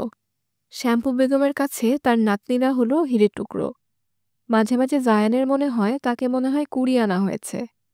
কারণ ছোটবেলা থেকেই জয়ী কিংবা লামিয়া সামিয়াকে কিছু বললেই শ্যাম্পু বেগমের কান জ্বালানো কথা তাকে শুনতে হতো। অবশ্য এসবের মাঝে একমাত্র ছোট চাচি আছেন, যে কিনা তাকে সমবেদনার হাত বাড়িয়ে দিত। তাতে লাভ কিছু হতো না, কিন্তু অন্তত অভিযোগ করার একটা জায়গা থাকতো। জায়ান কথা ঘুরিয়ে বলল, বোট রেডি? না, মা আর দাদি তো যাবে না, আমরা রেডি। তুইও তোর কাকের বাসা ঠিক করে চলে আয়। লাগছে কেমন তোকে? মনে হচ্ছে কেউ ক্রেন চালিয়ে গেছে। চোখ জোড়া লাল হয়ে আছে, একেবারেই জম্বির লাইট ভার্সন। ভাবির জন্য মাঝে মাঝে কষ্টই হয়। খুঁজে খুঁজে একটা জম্বির সাথে বিয়ে হয়েছে। জয়ের কথা শুনেই ফিক করে হেসে দিল মুনতাহা। অবশ্য ভুল বলেনি। জায়ানের চুলগুলো কাকের বাসার মতোই দেখতে লাগছে। মনে হচ্ছে কেউ রাতে সজোরে তার চুল ধরে টেনেছে। ক্লান্ত চোখ জোড়া রক্তিম বর্ণ ধারণ করেছে। মনে হচ্ছে গত রাতে ঘুম হয়নি একেবারেই। জায়ান খানিকটা গলা খাকারি দিয়ে বলল, এখন রাত ৩টার সময় যদি কোনো পুরুষের বউ খাটে হাডুডু আর ছু কিতকিত খেলে, তবে সেই পুরুষকে জম্বি ছাড়া আর কী লাগতে পারে আমার জানা নেই। কথাটা বলে পা বাড়াতেই মুনতাহা বিদ্রোহ করে বলল, কি বোঝাচ্ছেন আপনি? আমি রাত বিরাতে হাডুডু খেলি? তাও রক্ষে, কাল রাত হাডুডু খেলেছিলে। যদি ফুটবল খেলতে তবে আর আজ দাঁড়াতে হতো না। মানুষ তো বাদর দেখতে টাকা খরচ করে সুন্দরবন আসে, আসল শিম্পাঞ্জি তো পালছি আমি। আর এই ৩টে হলো তার শাগরেদ। তাই তো নিজের ভাইদের সাথে মোলাকাতের জন্য সকাল থেকে একবারে তৈরি। জায়ানের বিদ্রুপাত্মক আক্রমণ মোটেই সহ্য হলো না মুনতাহার। রেগে গজগজ করতে করতে বলল, আমি শিম্পাঞ্জি হলে তো আপনি শিম্পাঞ্জির বর। একই প্রজাতির মানুষ ছাড়া তো বিয়ে হয় না। তাই তো আপনার বাড়ির লোকেরা সেই খুঁজে খুঁজে আমাকেই বেছে নিয়েছে শিম্পাঞ্জি শিম্পাঞ্জি কাটাকাটি। চলো জয়ী, বলেই হনহনিয়ে হেঁটে চলে গেল মুনতাহা। সাথে বোনেরাও ভেংচি কেটে হাঁটা দিল। জায়ান মৃদু হাসল। কেন যেন ওই শুভ্র নরম নাকটা যখন লালচে বর্ণ ধারণ করে তখন এক অজানা প্রশান্তিতে হৃদয় শীতল হয়ে যায়। রাতে যতই হাডুডু খেলা হোক বা ছু কিতকিত, মন্দ লাগে না। জাহাজের সাথে লাগোয়া স্টিমার বোটে করে মোট ৩০ জনের মতো গেল করম জলে। সেখানে কুমির, হরিণ, এমনকি ডলফিনের প্রজনন কেন্দ্র দেখল তারা। মিষ্টি রোদের সকালে বন্য অরণ্যের মাঝ থেকে হেঁটে যাওয়া এতটা সুন্দর হবে কল্পনা করেনি মুনতাহা। কাঠের বীজ থেকে যখন হাঁটছিল, জায়ান ছিল ঠিক তার পাশে। ভিড় যখন সামনে এগিয়ে গেল তখন সকলের অগোচরে মুনতাহার কানে মৃদু কণ্ঠে বলল, কি সকালে রাকি জল হয়েছে? সেই তো বোটে আমার হাত খামচে বসেছিলে। তা এখন বলো, তোমাকে শিম্পাঞ্জি বলাটা কি অপরাধ? মুনতাহা উত্তর দিল না। হনহনিয়ে সামনে চলে গেল। এদিকে ডলফিনের প্রজনন কেন্দ্রের ভেতরের সুন্দর ডলফিনের মূর্তিটি দেখে জয়ের আফসোসের কুল থাকল না। বেশ বসা কণ্ঠেই বলল, বুঝেছাম, বাঙালিকে যদি আইফেল টাওয়ার বা পিরামিডেও নিয়ে যাওয়া হয় সেখানেও সে M+L লিখবে। নাম খোদাই করাই বাঙালি পৃথিবীতে সব থেকে এগিয়ে আছে। যা বলেছিস। সামিয়াও বিজ্ঞের মতো মাথা দোলালো। হরিণের খাঁচার সামনে দাঁড়িয়ে আছে মুনতাহা, হাতে পাতা। হরিণকে খাওয়ানোর শখ জেগেছে তার, কিন্তু ভয়ও লাগছে, পাছে কামড়ে দিলে কি হবে। এমন সময় নরম হাতটায় রুক্ষ হাতের স্পর্শ পেল। পাশে তাকাতেই জায়ান মৃদু কণ্ঠে বলল, ভয় নেই। শীতল হাতে রুক্ষ হাতের উষ্ণ ছোঁয়াটি মন্দ লাগছে না। মেকি রাগটা ধীরে ধীরে গলছে মোমের মতো। আপনারা শুনছেন বইটই নিবেদিত অডিও বুক অনুরক্ত ক্যানভাস। লিখেছেন মুশফিকা রহমান মৈথি। মধ্য দুপুর। গহীন অরণ্যের ভেতরের স্বচ্ছ পানির স্রোতে এগোচ্ছে জাহাজ। রোদের তেজ এখন কিছুটা বেড়েছে। শীতের আমেজ কেটেছে অনেকটাই। ডেকে পায়ের উপর পা তুলে বসে আছেন শ্যাম্পু বেগম। ভীষণ ক্ষিপ্ত সে। তাকে ঘুরতে নিয়ে আসা হয়েছে ঠিকই, কিন্তু জাহাজ থেকে নামতে দেওয়া হচ্ছে না। বৃদ্ধা বলে তাকে হেয় করা হচ্ছে। সবই রাশেদাটার কুচুটে বুদ্ধি। সাহানা বউ যাও ভালো ছিল, এখন সেও দল পাকিয়েছে। একটু না হয় বাতের ব্যথা আছে, একটু ক্ষীণ দৃষ্টি, একটু না হয় হাঁটতে গেলে সাহায্যের প্রয়োজন হয়, তাই বলে কি সে সুন্দরবনের ভেতরে যেতে পারবে না? আলবাত পারবে। এখন মনে হচ্ছে শরীফের সাথে সাজেক গেলেই হতো। তারা তাকে বোকা বানিয়েছে। বেশ মুখ ভার হয়েই বসে আছে শ্যাম্পু বেগম। তিনি খাবারও খাবেন না ঘোষণা দিয়েছেন। এদিকে আদনানের ঝামেলা বেঁধেছে। সে লুঙ্গি পাচ্ছে না। রাতে নতুন লুঙ্গি ধুয়ে রেলিংয়ে শোকাতে দিয়েছিল, ভেবেছিল দুবলার চড়ে গেলে সেটা পরবে। লুঙ্গি পরেই সে সূর্যাস্ত দেখবে, কিন্তু এখন লুঙ্গি নেই। বেশ হুঙ্কার দিলেন, তবে তাতে বেশ কাজ হলো না। শেষমেশ রেগে বললেন, শিপ্ত না চোরের আড্ডাখানা। নিবি নে, ওয়ালেট নে, টাকা নে, মোবাইল নে। না, আমার ৮৯০ টাকার লুঙ্গি নিতে হলো। রাশেদা তাকে বোঝালো অন্য লুঙ্গি পরতে, কিন্তু তাতে লাভ হলো না। তার ওই নতুন লুঙ্গি চাই। দুবলার চড়ে সে নতুন লুঙ্গি পরেই যাবে। রাশেদার বেশ বিরক্ত হলো, মাথানষ্ট বর এবং তার থেকে দ্বিগুণ মাথানষ্ট শাশুড়িকে নিয়ে। লুঙ্গি পরে সূর্যাস্ত দেখার তাল মোটেই বোধগম্য হলো না। পরিবারের মানুষের এমন কাজকর্ম দেখেও মুনতাহা নির্বিকার। তার ভ্রুকুটিও কাটল না, বরং প্রতি দরজায় লামিয়াকে নিয়ে টোকা মেরে বলল, আচ্ছা, আপনারা কি সাদার মাঝে নীল চেক চেক লুঙ্গি দেখেছেন? জায়ান বাধা দিল বেশ কবার, কিন্তু উল্টো খেকিয়ে উঠে বলল, দেখছেন না একটা মহাবিপদ এসেছে, লুঙ্গি খোঁজাটা দরকার। একটা লুঙ্গির জন্য জাহাজ মাথায় নেওয়ার কি আছে? আচ্ছা, আপনার মোবাইল হারালে খুঁজতেন না? মোবাইল আর লুঙ্গি কি এক? ইমোশন এক। চাচা খুব শখ করে কিনেছেন লুঙ্গিটা। জায়ান আর কথা বাড়াল না, মুনতাহাকে ছেড়ে দিল তার হালে। তাই লুঙ্গি মিশন চলল ফুল দমে। অবশেষে লুঙ্গি পাওয়া গেল, শিপের নিচের তলার এক কোনায় দলা পাকানো অবস্থায়। তাতে লেগে আছে কালো গ্রিজ। যখন গ্রিজ লাগানো লুঙ্গিটা দেওয়া হয় আদনানকে, তার দুঃখ দেখে কে?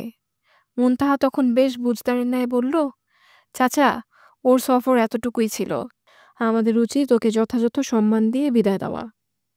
আদনান থমথমে মুখে তাকিয়ে রইল লুঙ্গির দিকে। তার দুবলার চড়ে লুঙ্গিখানা পরে ছবি তোলার স্বপ্ন স্বপ্নই রয়ে গেল। জায়ান জয়ীর হাসি পেল, কিন্তু কোনো মতে নিজেদের দমালো। সামিয়া তো বাবার আচরণে হেসেই দিল। আদনান রেগে বলল, পাষণ্ড। মুনতাহা তাকে সান্ত্বনা দিল, সেই সাথে সামিয়াকে রাম ধমক। রাশেদা শুধু অপলক নয়নে দেখল মেয়েটিকে, তারপর ধীর কণ্ঠে জায়ানকে বলল, ভাবির পছন্দ আছে, নয়তো কোন মেয়ে তোমার চাচার আদিক্ষেতা সহ্য করে? শ্যাম্পু বেগমকে সামলানো সহজ হল না। তিনি বেশ চোটেই আছেন, শাহানার হাতে তিনি খাবেন না। অবশেষে বাধ্য হয়ে মুনতাহাকে নিতে হলো সেই দায়িত্ব। মুনতাহা যখন খাবারের প্লেট হাতে পৌঁছল তার নিকট, তখন তিনি মুখ বাঁকিয়ে বলল, ধান্দাবাজগুলো তোমারে পাঠাইছে? জি না, আমি নিজে এসেছি। কেন আইসো কেন? যাও না, ট্রলার লইয়ে ঘুরোগে। ঠিক বলেছেন, ওরা সত্যি ধান্দাবাজ। যার জন্য সুন্দরবন এসেছি তাকেই দেখতে দেওয়া হচ্ছে না, এটা অন্যায়। আমি তো বলে দিয়েছি আপনি ছাড়া নেক্সট স্পটে যাবই না। আমি আন্দোলন করব, আপনি না গেলে এই জাহাজের কেউ যাবে না। হাসা কথা? একেবারে হাসা কথা। কিন্তু সমস্যা হলো, আপনি না খেলে দুর্বল হয়ে যাবেন, তখন নদীর ভেতরে মাথা ঘুরাবে, টুপ করে পড়েও যেতে পারেন। শুনেছি এই সাগরে নাকি হাঙ্গর আছে। হাঙ্গরের কথা শুনতেই শুকনো ঢোক গিললেন শ্যাম্পু বেগম। তার মনে ভয় উকি দিল। ন্যাশনাল জিওগ্রাফি চ্যানেলে দেখেছিলেন একবার হাঙ্গর, পা কামড়ে নিয়ে যায়। মানুষ খেয়ে ফেলা ওদের কাছে কিছু নয়। জিভ দিয়ে ঠোঁট ভেজালেন তিনি, কিন্তু নববধূর সামনে ভয়ের ব্যাপারখানা প্রকাশ করতে চাইলেন না। তাই ইনিয়ে বিনিয়ে বললেন, হুনসি জাহাজের রান্না ভালো না, তা কি আনছ? রুই মাছ ভুনা, মুরগির রোস্ট আর সাদা ভাত। রাঁধুনির এলেম আছে, দারুণ রান্না। বলেছে হাত চাপতে চাপতেই নাকি ক্ষয় হয়ে যাবে। দেহি কিরাম এলেম। মুনতাহা মিটিমিটি হাসল। শ্যাম্পু বেগমকে সামলাতে সে সক্ষম। সে লকমা দিয়ে খাইয়ে দিতে দিতে বলল, বুঝলে দাদি, এরা তোমাকে বোকা ভাবে, তুমি রেগে যাও তাই। ওদের এই ধারণা ভাঙতে হবে। তাহলে কি করাম? রাখবে না, গালি দিবে না, শান্তভাবে সব সামলাবে। ভুলে যেও না, ও বাড়ির কর্ত্রী কিন্তু এখন তুমি। এই না হইল আমার নাত বউ। শ্যাম্পু বেগম বেশ প্রফুল্ল। প্রফুল্লতা তার নাত বউয়ের জন্য। মুনতাহা এক ফাঁকে জিজ্ঞেস করলেন, আচ্ছা, তোমার নাম শ্যাম্পু কেন? বাপে রাখছে। শুনছিলাম তখন নাকি শ্যাম্পু দেওয়া মাইনছে শুরু করছিল। বাপের নাম পছন্দ হয়েছে, রাইখে দেছে। তোমার দাদাই পীড়িত কইরে ডাক্তার সানসিল্ক শ্যাম্পু। কথাটা বলতেই বেশ লজ্জা পেলেন শ্যাম্পু বেগম। ফর্সা মুখখানা রক্তিম আভায় রঞ্জিত হল। মুনতাহাও হাসল। ডেকের দরজার কাছে জায়ান দাঁড়িয়ে আছে বুকে হাত বেঁধে, মুগ্ধ নয়নে দেখছে মুনতাহাকে। মেয়েটিকে যত দেখে ততই মুগ্ধ হয়। বেহায়া মনটা আরও দেখতে চায় তাকে। বেরং ক্যানভাসে এক ফোঁটা রং নিয়ে এসেছে মেয়েটা। তার ব্যক্তিত্বে সুগাঢ় রঙে অনুরক্ত করে তুলেছে সেই বেরং ক্যানভাস। চুপিসারে বদ্ধ তালাটা অচিরে ভেঙে গুড়িয়ে দিচ্ছে। আবার দুঃসাহস করতে ইচ্ছে হচ্ছে, আবার ভালোবাসতে ইচ্ছে হচ্ছে। দুবলার চর। সমুদ্র সৈকতে উঠল বিশাল ঢেউ।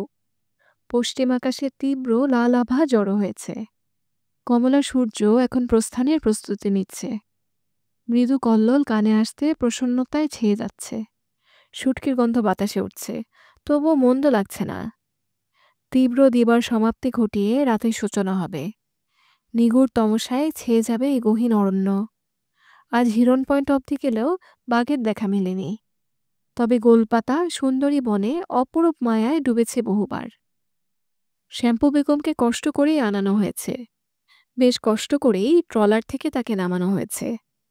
মহিলা তত দুর্বল নন যতটা ভাবা হয়, সে বেশ শক্তপোক্তভাবেই এসেছে।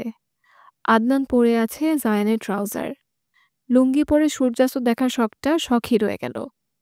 কাশ্মীরি শালটা ভালো করে জড়িয়ে ডুবন্ত সূর্য দেখছে মুনতাহা। ঠান্ডার প্রকোপ বাড়ছে। পাশে জায়ান দাঁড়িয়ে আছে। মুনতাহা একটু সাহস করল। এই মনোমুগ্ধকর গোধূলি আলোর কোলে একটু সাহস তো করাই যায়। সূর্য যখন প্রায় ডুবন্ত তখন জায়ানের দিকে তাকালো সে। সেই চাহনিতে অসীম মায়ার ছলকানি। সেই মায়ায় বুক কাঁপল জায়ানের। বহুদিন পর কারো চাহনি হানা দিল হৃদয়ে। মেয়েটির ঠোঁট কাঁপছে, তার স্নিগ্ধ হাসি অবশ করছে জায়ানকে। ভেতরে শূন্যতাগুলো দলা পাকানো মেঘের মতো উঠতে লাগল।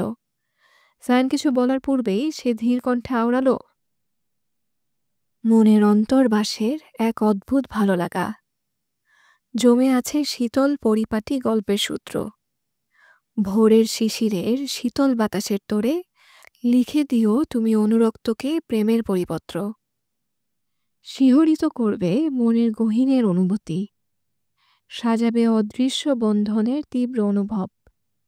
গভীর রজনীর নিঃসঙ্গতার আধার পেরিয়ে জমিয়ে রাখবে নতুন ভোরের প্রিয় উৎসব। মুনতাহার কাতর কণ্ঠ জানান দিল নিখাত প্রণয়ের। জায়ানের বুঝতে বাকি রইল না অনুরক্ত নিবেদন।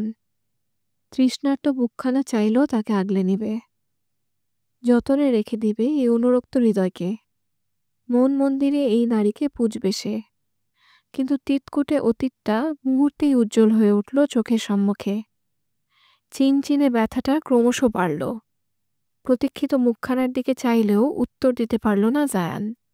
কিছু বলার পূর্বেই জাহাজের নাবিকের ডাক আসলো। এখন ফেরার পালা। সূর্যাস্ত হয়ে গেছে, রাত নামতে দেরি নেই। সুন্দরবন ট্যুর আজ শেষ। কটকা ভ্রমণ শেষ। বেশ কটা স্পটেই ঘোরা হয়েছে। বাঘের সন্ধান না পেলেও হরিণের দেখা ঠিকই পাওয়া গেছে। এখন জাহাজ খুলনার দিকে রওনা দিয়েছে। কাল সকালে পৌঁছে যাবে তারা। তারপর দুপুরে ট্রেনে রাজশাহী। আবারও যান্ত্রিক জীবন, আবারও অফিসের ঘানি টানা। সামিয়া লামিয়াও বেশ উদাস। ঘোরাঘুরিটা মনে দাগ কেটেছে ভালোই, তবে শ্যাম্পু বেগম প্রসন্ন। মুনতাহার কারণে ভালোভাবেই সুন্দরবন দেখেছে সে। যদিও কটকা বিচে তাকে দেওয়া হয়নি, ৪৫ মিনিট হেঁটে বিচ অবধি উনি যেতে পারবেন না। তবুও ভ্রমণ মন্দ হয়নি। তবে সবচেয়ে বেশি মন খারাপ মুনতাহার। জাহাজের রেলিংয়ে শীতল বাতাসের চুল ছেড়ে দিয়ে দাঁড়িয়ে আছে সে। বিষণ্ণতা তাকে মানায় না, তবুও সে বিষণ্ণ। এই মন খারাপের কারণ জায়ান। সে তার প্রেম নিবেদনের উত্তর দেয়নি, বেশ বাজেভাবেই এড়িয়ে গেছে। যা পছন্দ হয়নি মুনতাহার। গত রাতেও সে ছিল ডেকে, রুমে ফেরেনি। সারাদিন পরিবারের মানুষের সাথে ছিল ব্যস্ত। মুনতাহাও ঘাটায়নি। কি লাভ খাটিয়ে? রাত গহীন হতেই জায়ান আসলো রুমের সামনে। অর্ধজ্বলন্ত সিগারেটে শুকটান দিচ্ছে সে। নিকোটিনের ধোঁয়া উঠছে, কিন্তু তমসার গাঢ়ত্বে দেখা যাচ্ছে সে। মুনতাহা টের পেল নাকে তীব্র বিদঘুটে গন্ধ আসছে। তার ভ্রু কুঁচকে গেল। পাশে তাকাতেই জায়ানের দেখা মিলল। জায়ান এখনও নির্বিকার। নিকোটিন সেবনে সে মগ্ন। বিরক্তি নিয়ে তখন মুনতাহা বলল, জানেন তো সিগারেটে লাং ক্যান্সার হয়। কথাটা শুনতেই চমকে উঠল জায়ান। ভূত দেখার মতো বিস্ফোরিত হলো চোখ। গাঢ় তমসায় অবয়বই দেখা যাচ্ছে শুধু মুনতাহার। একটু এগিয়ে এসে বলল, কে? আগে আপনার বউ। জায়ান মোবাইলের টর্চটা মেরে শিওর হলো আসলেই মুনতাহা তো। বলা তো যায় না, গহীন অরণ্যে ভূত পিশাচ থাকতেই পারে। মুনতাহার রাগী কণ্ঠে বলল, বউয়ের কণ্ঠও চিনছেন না নাকি? সাবধানতার মার নেই। ইঞ্জিনিয়ারদের বুদ্ধি নেই নাকি? জানেন না তেনারা আলোর কাছে আসে না? সিগারেট জ্বলছে তবুও ভূত আপনার কাছে আসবে? বিশাল রিসার্চ করেছ নাকি? তর্ক করাই লাগবে? যুক্তির ব্যাপার সব। মুনতাহা আর কথা বাড়াল না। চুপ করে দৃষ্টি দিল আধারে দীপ্তমান আকাশে। জায়ান এতক্ষণে নিশ্চিত হলো এটা মুনতাহাই, কারণ পা জোড়া তার সোজা। জায়ান খানিকটা লজ্জা পেলেও এভাবে ভয় পাওয়াটা উচিত হয়নি তার। এর মাঝেই মুনতাহা বলে উঠল, উত্তরের অপেক্ষা করছি আমি। মুনতাহার কণ্ঠে অভিযোগের সুর। জায়ান বুঝতে পারল সে কি নিয়ে কথা বলছে। কিছুক্ষণ চুপ করে থেকে বলল, আমার তোমাকে কিছু বলার আছে। কথাগুলো বলা খুব দরকার। এখনই বলতে হবে? না বললে ক্ষতি দুজনেরই। মুনতাহা কিছু বলার পূর্বেই তার ডাক পড়ল। শ্যাম্পু বেগম তাকে ডাকছে। মুনতাহার ইচ্ছা হলো জায়ানের কথা শোনার, কিন্তু পারল না।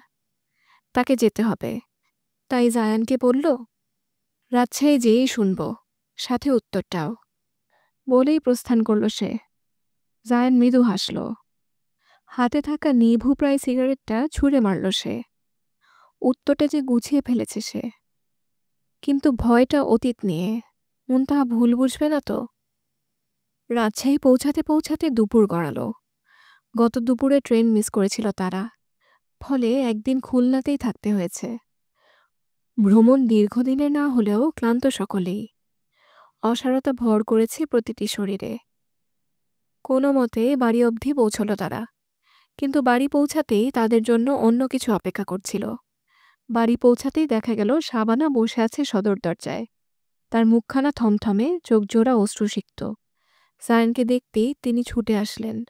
ভারাক্রান্ত কণ্ঠে বললেন, জায়ান, শিশির আত্মহত্যার চেষ্টা করেছে। আপনারা শুনছেন বইটই নিবেদিত অডিও বুক অনুরক্ত ক্যানভাস। লিখেছেন মুশফিকা রহমান মৈথি। সময়টা মাঘের একটা তেজহীন মধ্য দুপুর। সূর্যি মামা এখনও নিষ্ঠুর শীতের আবরণে কাবু। তাপমাত্রা কমে প্রায় 14 ডিগ্রিতে নেমেছে। উত্তরবঙ্গের শীত বরাবরই এমন নিষ্ঠুর। নিষ্ঠুরতা প্রকাশ করে শরীরের অস্থিমজ্জা কাঁপিয়ে। তবুও এই শীতে তরতর করে ঘামছে জায়ান। জায়ানের শ্যাম মুখশ্রীতে জমেছে বিন্দু বিন্দু ঘাম। সূর্যালোকের মৃদু সোনালি কিরণে ঘামগুলোকে মুক্তদানার মতো লাগছে মুনতাহার কাছে। সেও যে খুব স্বাভাবিক রয়েছে তা নয়। আত্মহত্যা কথাটা শুনতেই তার ভেতরটা অস্থিরতায় ছেয়ে গেছে। শাবানা ক্ষণে ক্ষণে মুখে কাপড় চেপে অশ্রু বিসর্জন করছেন। তাকে সান্ত্বনা দেবার মতো অবস্থায় নেই জায়ান। শিশির করা এমন কিছু করতে পারবে কল্পনাতীত ছিল জায়ানের জন্য। যে সম্পর্কের ইতি সে নিজেই টেনেছে, সেই সম্পর্কের দোহাই দিয়ে নিজের জীবনের ইতি টানার প্রচেষ্টা চালাবে কে জানত। জায়ানের ভয়টা অন্য স্থানে। যদি সত্যি শিশিরের কিছু হয়ে যায়, কোথাও না কোথাও তার উপরেও তো সেই দায় বর্তায়। সেই দায় মুক্তির জন্যই আজ ছুটে যাওয়া। যাই হোক, মেয়েটি একসময় তার জন্য শ্রাবণের বৃষ্টি স্নাত সিন্ধু পুষ্প ছিল। মেয়েটির কোমল মুখশ্রীর দিকে তাকিয়ে ঘণ্টার পর ঘণ্টা চেয়ে থাকতেও বিরক্তি আসত না। আসত না ক্লান্তি। শুধু প্রকাশ পেত হৃদয়ের অন্তঃস্থলে জমানো অনুরাগ। একটা সময় এই মেয়েটি ছিল তার শরতের তপ্ত দুপুরে ঝিমিয়ে থাকা একদলা শীতল সমীর। অথচ আজ সেই মেয়েটির কাজ তাকে বিরক্ত করছে, অস্থির করছে। ভেতরে এত অসহনীয় যন্ত্রণার জন্ম দিচ্ছে। বারবার দলা পাকানো তালাবদ্ধ অনুভূতিগুলো মাথাচাড়া দিয়ে উঠছে। জায়ানের দৃষ্টি এলোমেলো, অস্থির, টলমলে। যা মুনতাহা অগোচরে ঠিকই বুঝতে পারল। এজন্যই তাকে একা ছাড়েনি মুনতাহা। জায়ানের অস্বস্তিগুলো তার হাত ডলার সাথে সাথে প্রকাশ পাচ্ছে। কিন্তু এই শিশির কণার সাথে মানুষটি কিভাবে জড়িত সেটাই জানা নেই। হয়তো বান্ধবী, হয়তো তাদের সম্পর্কটি বেশ গভীর। আচ্ছা, এই মানুষটি কি জায়ানের প্রিয় বন্ধু? ভাবতেই চিনচিনে ব্যথা অনুভব করল মুনতাহা। এই ব্যথাটা অসহ্য, বিরক্তিকর, দমবন্ধ করা। একজন মৃত্যু পথযাত্রীর সাথে ঈর্ষা করা অমানবিক। তবুও আজ সেই অমানবিকতা মুনতাহার ভেতরে জন্মাচ্ছে। নিজের প্রণয়কে কারোর সাথে ভাগ করতে নারাজ হওয়া কি খুব স্বার্থপরতা? তারা হাসপাতালে পৌঁছালো মিনিট 20 পরে। হাসপাতালটি জায়ানের বাড়ি থেকে বেশ দূরে। শাবানা সরাসরি চলে গেল 6 তলায়। আইসিইউ-এর 5 নম্বর বেডে শুয়ে আছে শিশিরকণা। হাতে ক্যানোলা, পাশে চলছে machine. Heart rate, BP, oxygen saturation দেখা যাচ্ছে। জায়ান আইসিইউর কাছ দিয়ে এক নজর দেখল শুভ্র বিছানায় মূর্ছানো নারীকে। নিষ্প্রভ কণ্ঠে বলল, আন্টি, ভেতরে যাবার উপায় কি আছে? শাবানা ধীর কণ্ঠে বলল, আমি ওদের সাথে কথা বলছি। মুনতাহা নিশ্চুপ দাঁড়িয়ে আছে, দেখে যাচ্ছে অস্থির মানুষটিকে, তার অবিন্যস্ত চাহনিকে, এবং অনুভব করছে তার দলাপাকানো ভারাক্রান্ত কণ্ঠটিকে। স্বাভাবিক গোছানো নির্লিপ্ত মানুষটিকে এভাবে দেখতে একটু অস্বস্তি হচ্ছে, কিন্তু তবু কোনো প্রশ্ন ছাড়াই দেখে যাচ্ছে সে। শাবানা বেশ জোগাড়যন্ত্র করেই জায়ানকে ভেতরে ঢোকালো। আইসিইউ এর নিয়ম মেনে পোশাক পরিধান করেই ভেতরে প্রবেশ করল জায়ান। বাহিরে রয়ে গেল মুনতাহা। নিষ্প্রভ চাহনিতে দেখতে থাকল জায়ানের প্রস্থান। আইসিইউ এর চারপাশে রোগীদের বিছানা। কেউ মুমূর্ষু, কেউ অর্ধঘুমন্ত, কেউ হয়তো সুস্থতার পথে পা বাড়িয়েছে, কেউ অপেক্ষারত নিজের প্রিয়জনের। ৩ জন নার্স সর্বদা সেবারত। জায়ান চোখ ঘুরিয়ে দেখল মানুষগুলোকে। তাদের পেরিয়ে দাঁড়ালো সেই কাঙ্ক্ষিত বিছানার সামনে। শিশিরকণা চোখ বুজে রয়েছে। শুভ্র বিছানায় প্রজ্জ্বল মেয়েটিকে মূর্ছানো দেখতেই ভেতরটা কিঞ্চিত নড়ে উঠল। কবর দেওয়া অনুভূতিগুলো খানিকটা মাথাচাড়া দিল, কিন্তু জায়ান বেশিক্ষণ সেই অনুভূতির জোয়ারকে পাত্তা দিল না। ভরাট কণ্ঠে আস্তে করে ডাকল, শিশিরকণা। শিশির ধীরে ধীরে চোখ মেলল। শুষ্ক ঠোঁটে এক চিলতে হাসি। ভাঙা স্বরে বলল, এসেছ? মুনতাহা বাইরের বেঞ্চিতে বসে রয়েছে শাবানার সাথে। সে অপেক্ষা করছে জায়ানের ফেরার। শাবানা বারবারই তাকে দেখছে। কিছু একটা বলতে চাইছে ঠিক, কিন্তু তার বলা হয়ে উঠছে না। হয়তো বেশ অস্বস্তি বোধ করছে। মুনতাহা ব্যাপারখানা বুঝতে পেরে ধীর কণ্ঠে বলে উঠল, কিছু বলবেন আন্টি? তোমাকে কিছু জিজ্ঞেস করলে রাগ করবে না তো? না, করুন। তুমি কিছু মনে করনি তো আমি যে ওভাবে জায়ানকে নিয়ে এলাম? না, মনে করব কেন? আসলে শিশির বড্ড ছেলে মানুষ, বুঝতেই চায় না। আর এ সম্পর্ক কি হাতের মোয়া যে আজ ভাঙলাম কাল জুড়ে নিলাম? সম্পর্কগুলো কাচের মতো, একবার ভাঙন ধরলে আর ভাঙন জোড়া লাগানো যায় না। কত বোঝালাম, শুনল কোথায়? এখন ভুক্তভোগী আমরা। অবশ্য ভুল যে শুধু শিশিরের তাও বলবো না, দোষ এখনের প্রজন্মের। মনোমালিন্য হলে তারা সম্পর্ক জলাঞ্জলি দিয়ে দেয়। এটা কি ঠিক বলো? মহিলার কথাগুলো নিঃশব্দে শুনছে মুনতাহা। তার কথাগুলো শুনতে ভালো লাগছে না, কিঞ্চিত বিরক্তও হচ্ছে সে। মহিলাটি আকারে ইঙ্গিতে তাকে ঠিক কী বোঝাবার চেষ্টা করছে তা বুঝতে সময় লাগল না মুনতাহার। শাবানা বেগমের কথাটা শেষ হতেই মুনতাহা স্বাভাবিক কণ্ঠে বলে উঠল, আন্টি, আপনার মনে হচ্ছে না কথাগুলো অহেতুক? মানে? শাবানা খানিকটা ভ্যাবাচেকা খেল মুনতাহার কথায়। একটু বিস্মিত হয়ে প্রশ্ন করল সে। মুনতাহা তার প্রশ্নে স্মিত হাসল। তারপর বলল, সম্পর্ক জোর করার নয়। মনোমালিন্য হলেই সেটা ভাঙতে হবে সেটা যেমন ঠিক নয়, আবার মনোমালিন্য মাত্রা ছাড়িয়ে গেলেও তা বুকে আগলে রাখতে হবে এটাও ঠিক নয়। মুনতাহার কথাটা শুনতেই তার মুখ ভার হল। বেশ অপ্রসন্নতাই প্রকাশ পেল তার মুখভঙ্গিতে। মুনতাহা অবশ্য পাত্তা দিল না। সে অপেক্ষা করতে লাগল জায়ানের। মুনতাহার উপেক্ষা শাবানার দাম্ভিকতায় আঘাত হানল। বেশ তীক্ষ্ণতার সাথেই বলল, বিয়ে ঠিক হবার পর সামান্য ব্যাপারে কিসের মনোমালিন্য শুনি?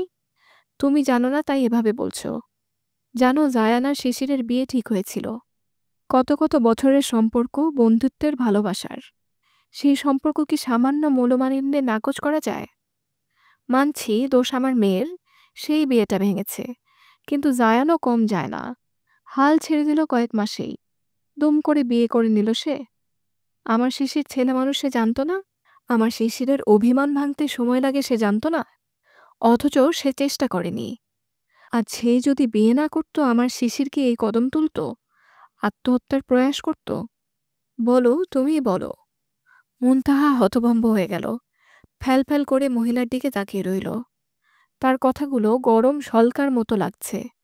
মনে হচ্ছে কেউ তার কানে বিগলিত সীসা ঢেলে দিল। বুকের ভেতর অসামান্য যন্ত্রণা হচ্ছে। ক্রমশ বাড়ছে যন্ত্রণাটা। মনে হচ্ছে খুব প্রিয় জিনিসটি হারিয়ে যেতে নিচ্ছে। কেউ তার অনুরক্ত ক্যানভাসটাকে পুড়িয়ে দিচ্ছে। অজান্তেই চোখ ঝাপসা হলো মুনতাহার। শেষ কবে কেঁদেছিল জানা নেই। থমথমে মুখে জায়ান বসে আছে। তার মুখ কঠিন, দৃষ্টি শানিত। মুনতাহা একটু উঠে বসেছে, তবে তার মুখে কথা নেই। আইসিইউতে সর্বদাই একটা পিনপতন নীরবতা বিরাজমান থাকে। মুমূর্ষু রোগীদের জন্যই পরিবেশটি থাকে শান্ত। শুধু মেশিনের কিছু শব্দ পাওয়া যায়। নার্সেরা এক কোনায় বসে রয়েছে, নিজেদের কাজ করছে। জায়ানের এমন মূর্তির মতো বসে থাকতে ভালো লাগছে না। উপরন্তু ফিনাইলের গন্ধ তাকে বরাবরই বিরক্ত করে। আইসিইউ জীবাণুমুক্ত রাখার জন্য ফিনাইলের গন্ধটাও প্রবলভাবে নাকে লাগছে। জায়ানের কপালে ভাঁজ দেখে নিঃশব্দে হাসল শিশিরকণা। নিস্তব্ধতা বধ করে বলল, এখনও ফিনাইলের গন্ধ সহ্য করতে পারো না, তাই না? নাক জ্বলে, সহ্য করা না করার ব্যাপারটা নেই এখানে। জায়ানের স্বর বেশ কঠিন শোনালো। তার দৃষ্টি এখনো তীক্ষ্ণ। শিশির আবারও কুলু পাটল, দৃষ্টি সরিয়ে নিল।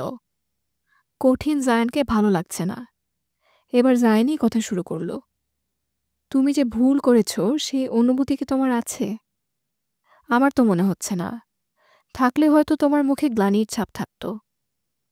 খুব সুখে আছো, তাই না? শিশির তাচ্ছিল্যের সাথে কথাটা বলল। প্রশ্নটি শুনতেই মস্তিষ্কের রেশারেশি যেন দ্বিগুণ হল। প্রচণ্ড রাগে গা কাঁপতে শুরু হলো জায়ানের, কিন্তু নিজেকে বেশ নিপুণভাবে শান্ত রাখল সে। গাল ফুলিয়ে তপ্ত নিঃশ্বাস ছাড়ল বার সাতেক। তারপর কঠিন কণ্ঠে বলল, হ্যাঁ, আমি অনেক সুখে আছি। দিনের সূচনা আমার পাগলের মতো করে করতে হয় না, জানো তো। মৃদু সূর্যের কিরণ চোখে আসলেই একটা স্নিগ্ধ মুখশ্রীর দর্শন পাই। মেয়েটা একটু অগোছালো, তার ছেঁড়া। কথাবার্তা শুনলে বোঝার উপায় নেই বয়স ৩০-এর ঘরে, অথচ তবুও আমার ভালো লাগে তার কথাগুলো। তার পাগলামি আমাকে মুগ্ধ করে। যেন আমার ভাবতে হয় না সে রাগ করলে মানাবো কিভাবে। আমার ভাবতে হয় না কোন কাজে সে অভিমানে মুখ ফেরাবে। আমার ভাবতে হয় না তার জন্য কি করলে সে আমার দিকে একবার মুখ তুলে চাইবে, সে আমাকে ছেড়ে যাবে না। ৬ মাস সময়টা কিন্তু কম নয় শিশির। একটা মানুষের প্রতি বিতৃষ্ণা জন্মানোর জন্য যথেষ্ট। আর ১ মাস যথেষ্ট কাউকে মনে স্থান দেবার জন্য? শিশিরের কণ্ঠ ভিজে এসেছে, তার স্বরে অভিযোগের রেশ। চোখ জোড়া ক্রমেই রক্তিম হয়ে উঠল। জায়ান এবার হাসল, কোমল মোলায়েম স্নিগ্ধ হাসি। হাসি অক্ষত রেখেই বলল, মনে স্থান দিতে হয়তো ১ মুহূর্তই যথেষ্ট। তোমাকেও দিয়েছিলাম, তুমি মূল্য দাওনি। একটু অপেক্ষা করা কি যেত না? মানুষের মতো আচরণ করতে হয়তো জানো। শিশির একটা সময় ছিল, জানো তো, যখন আমার অনুরক্ত ক্যানভাসে তোমার প্রণয়চিত্র ছিল।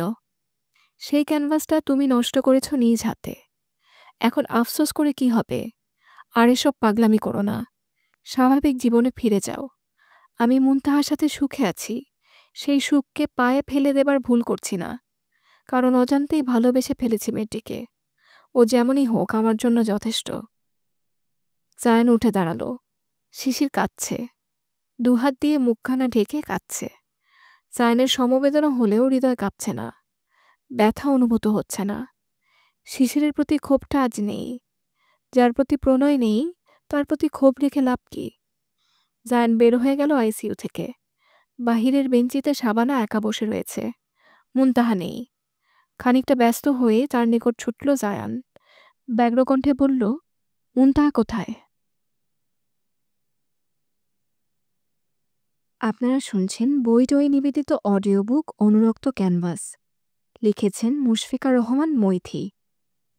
মুনতাহার বাসার বসার ঘরে নত মস্তকে বসে আছে জায়ান। তার চোখের নিচে পুরো কালচেটে দাগ জানান দিচ্ছে এই ৩ দিন ঘুম হয়নি তার। কত শতবার যে ফোন দিয়েছে মুনতাহাকে জানা নেই। হাসপাতালে তাকে না দেখে ব্যস্ত হয়ে যায় জায়ান। ফোন করে বারবার, কিন্তু ফোনটি বন্ধ। বাসায় পৌঁছে জানতে পারে মুনতাহা বাসায় ফেরেনি। বুকের ভেতরে চাপা অস্থিরতা এবার সমুদ্রের ঢেউয়ের মতো রূপ নেয়। বিশাল সমুদ্র ঢেউ যা সব উলটপালট করে দিতে যথেষ্ট। জায়ানের উঁচা টনের আগুনে ঘি ঢালতে শ্যাম্পু বেগমই যথেষ্ট। হিনহিনে কণ্ঠে বললেন, ক্যারাই কইছিল ওই বেত্তমিজ মাইয়ারা দেখতে যাইতে? মাঝখান দিয়ে আমার নাত বউ গেছে গা। আহারে কি চান্দের টুকরা বউ ছিল। জায়ান অনুভব করল মস্ত বড় ভুল হয়ে গেছে তার। জীবনে দ্বিতীয়বারের মতো অনুতাপ হতে লাগল। সাথে বিশ্রী ভয় তাকে কাবু করতে লাগল। ভয়টি মুনতাহাকে হারাবার। কখনো ভাবেনি সেই নিকষ কালো ভয়টির অস্তিত্ব প্রকাশ পেতেই বুক কেঁপে উঠবে তার। টলমল হয়ে যাবে আখিজোড়া। মাথার উপর মহলে ফাটল ধরা মেয়েটিকে অবশেষে ভালোবেসেই ফেলল সে। আত্মদাম্ভিক মানুষটা বেশ ভালো করেই বুঝছে সেই কান ধরে উঠবস করা মেয়েটিকে তার চাই, খুব করে চাই। যখন নিজ ঘরে গেল এক বিশাল শূন্যতা এসে হানা দিল। সবকিছুই তো আগের মতোই আছে, সেই খাট, সেই পর্দা, সেই ছবি, কিন্তু সেই নারী নেই যে পা দিয়ে ঘর মাপত, সেই নারীটি নেই যে তাকে লাথি মেরে খাট থেকে ফেলে দিল, সেই নারীটি নেই যে তাকে রসকসহীন কাঠখোট্টা সিঙ্গারা বলতো। কি অদ্ভুত! মাস না গড়াতেই নারীটি তার সর্বত্র নিজের রাজত্ব করে ফেলল। অথচ সে তো এখানে ঘুরতে এসেছিল। জায়ানের ভেতরটা খা খা করতে লাগলো। আবার ফোন লাগালো সে, কিন্তু ব্যর্থতাই পেল শুধু। ভেবেছিল মুনতাহা বুঝি নিজ থেকে আসবে, কিন্তু না, 3 দিন হতে চলল সে আসেনি। তাই ঘুম থেকে উঠে কিছু না খেয়েই শ্বশুরবাড়ি এসেছে জায়ান। এবার অন্তত পাগলি মেয়েটার দেখা পাবে। জায়ান হতবিহ্বল হয়ে তাকিয়ে আছে সামনে। তার শ্বশুর অ্যারাবিক মিউজিকে কোমর নাচাচ্ছেন। ঠিক করতে চাচ্ছেন, বোধগম্য হচ্ছে না জায়ানের। তবে একজন গোলগাল ভুঁড়িওয়ালা মানুষ চোখের সামনে কুদাকুদি করছে, খুব একটা সুন্দর লাগছে না। বিগত 8 ঘন্টা ধরে তিনি এই নাচানাচি করছেন। জায়ান একসময় না পেরে বাধ্য হয়ে বলল, বাবা মুনতাহা কোথায়? ওর সাথে কথা আছে। এবার শরীফ সাহেব থামলেন।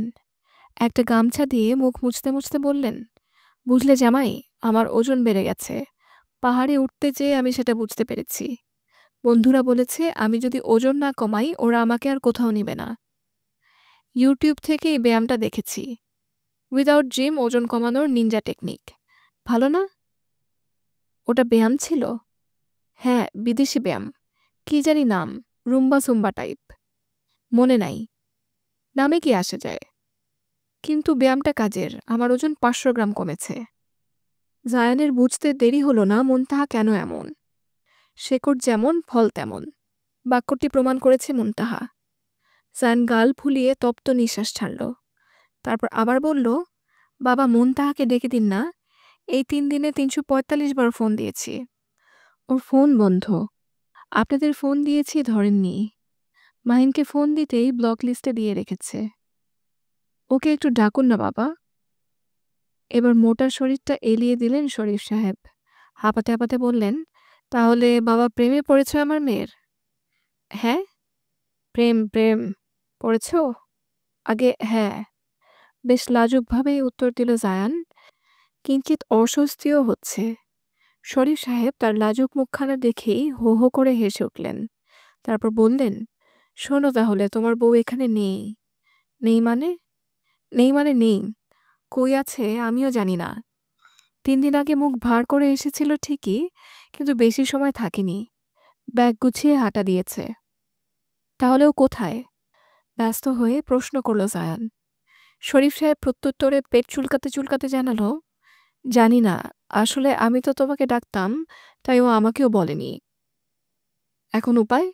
ও যে আমার উপর রেগে আছে, আর আমার যে ওকে অনেক কিছু বলার আছে। কি হবে সেটার? এবার শরীফ সাহেব মুখে হাত দিয়ে বেশ কিছুক্ষণ ভাবলেন। তার মাঝে একটা বিজ্ঞ বিজ্ঞ ভাব। এদিকে জায়ানের হাত পা ঠান্ডা হয়ে যাচ্ছে। বউটি রাগের মাথায় কোথায় চলে গেছে ভাবতেই তার বুক কাঁপছে। বেশ কিছু সময় ভেবে শরীফ সাহেব বললেন, একটা উপায় আছে, কিন্তু ধরা খাইলে তোমার বউ আমাকে আস্ত রাখবে না। কি উপায় বাবা? শরীফ সাহেব 32খানা দাঁত বের করে হাসলেন। তার চোখ চকচক করছে। নিজের বুদ্ধিতে নিজেই বেশ গর্ববোধ করছেন। জায়ান নিশ্চিন্ত হতে পারছে না, তবুও শ্বশুরের এই বুদ্ধি তাকে নিতেই হচ্ছে। ভোরের কুয়াশার পারদ এখনো কাটেনি। বারান্দায় লাগোয়া পাতাবাহার গাছটা নুয়ে গেছে, কিন্তু তাকে যত্ন করার কেউ নেই। যে যত্ন নিত তার হৃদয় এখন ধুধু মরুভূমি। বিষণ্ণ চোখে শুধু কুয়াশার ওপার দেখতে চায়, কিন্তু কিছুই দেখতে পারে না। জ্বলন্ত হৃদয়ের আঘাতে বারবার চোখ ঝাপসা হয়ে যাচ্ছে। 30 বছরের এত বড় জীবনে এই প্রথম কাউকে হৃদয়ে দিয়েছিল সে। তার স্পর্শে অনন্য শিহরণ অনুভব করেছিল, অথচ সেই মানুষটি তার নয়। কেবল জেদ অভিমানের বশেই তাকে গ্রহণ করা। মুনতাহা সারাটা জীবন একটা জিনিস খুব ভালো করে স্মরণে রেখেছিল, তা হলো আত্মসম্মান রক্ষা। এই আত্মসম্মান রক্ষার্থে সে কারো কাছেই আপোস করেনি। তবে আজ কিভাবে আপোস করবে? কিভাবে আকুতি করবে জায়ানকে? কিভাবে বলবে, একটু ভালোবাসুন আমায়?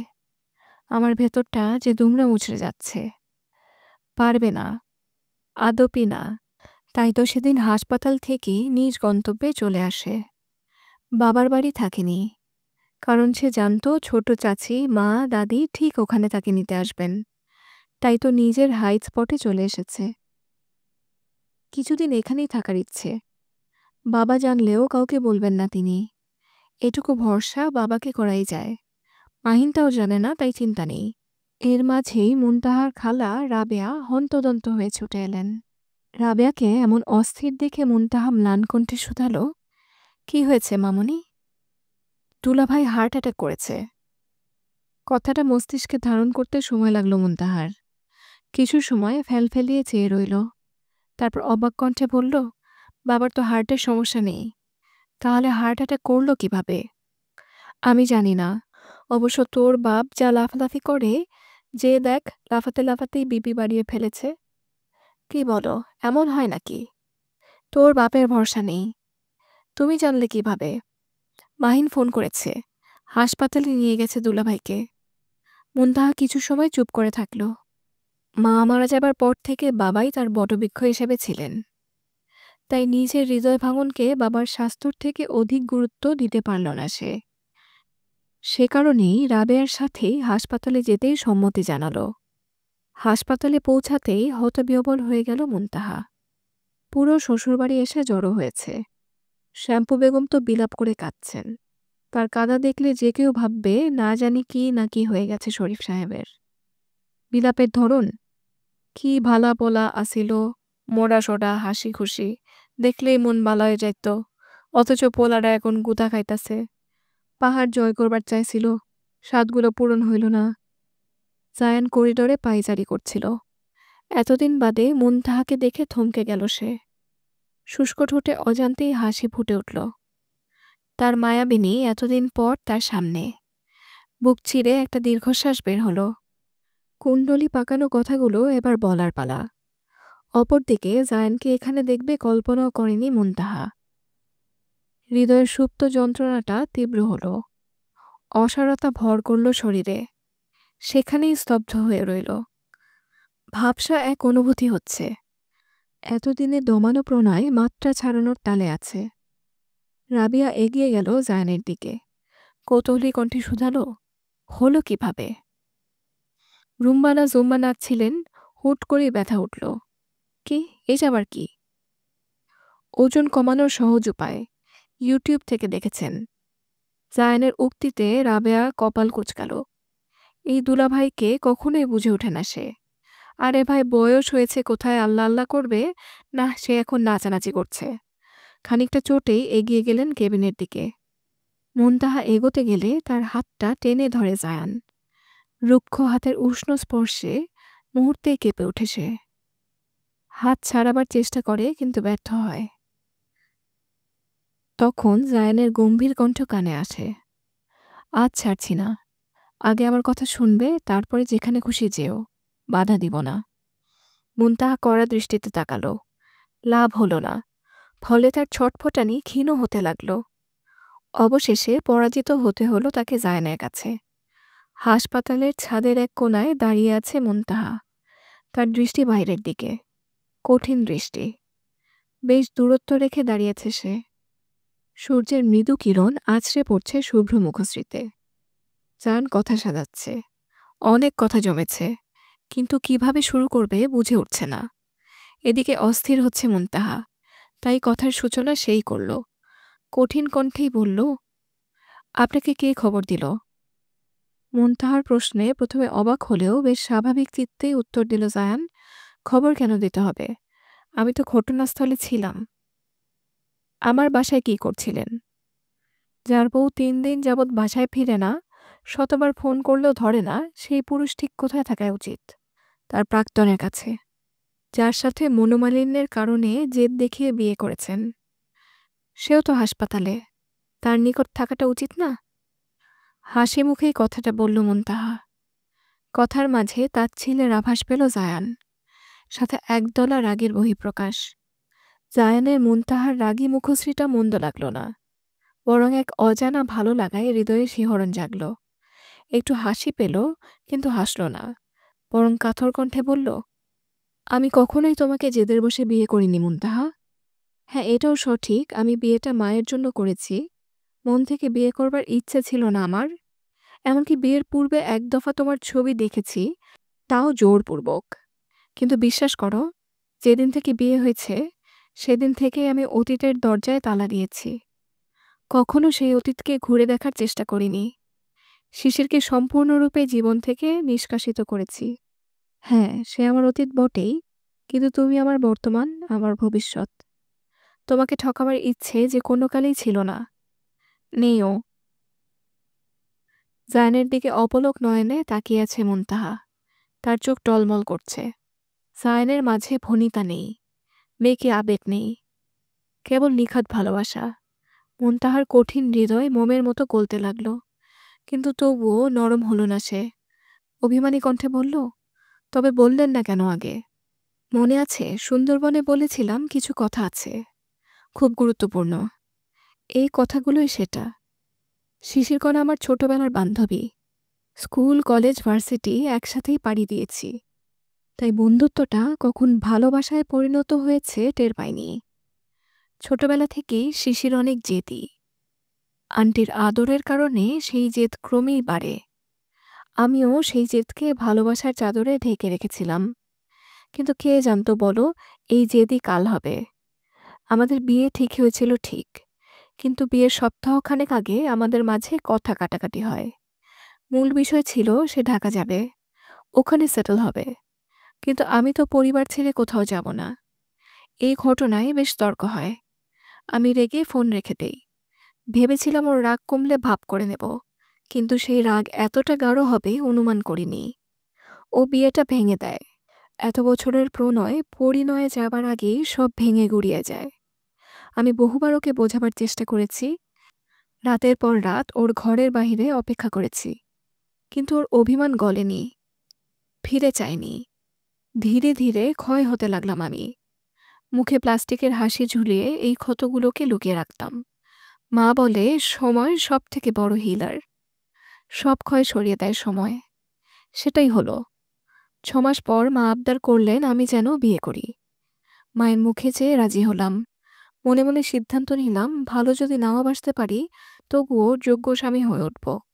কারণ তখন তো জানতাম না আমার জীবনে তুমি আসবে। হৃদয়ের ক্যানভাসটা বিবর্ণ হয়ে গিয়েছিল। মলিনতা, ক্ষোভ, অভিমানে আমার হৃদয় পাথর হয়ে গিয়েছিল। আবার কাউকে মনে স্থান দেবার দুঃসাহস করিনি। অথচ দেখো, তোমার এক ফোঁটা অনুরাগ আমার বিবর্ণ ক্যানভাসটিকে আরো অনুরক্ত করে দিল। আবারও কাবু হৃদয় দুঃসাহস দেখাতে চাইছে। অনুরক্ত ক্যানভাস তুমি ছাড়া অপূর্ণ। একটা সুযোগ কি পেতে পারি না আমি? দ্বিতীয়বারের মতো এই ক্যানভাসে কি প্রণয়ের তৈলচিত্র আঁকা যায় না?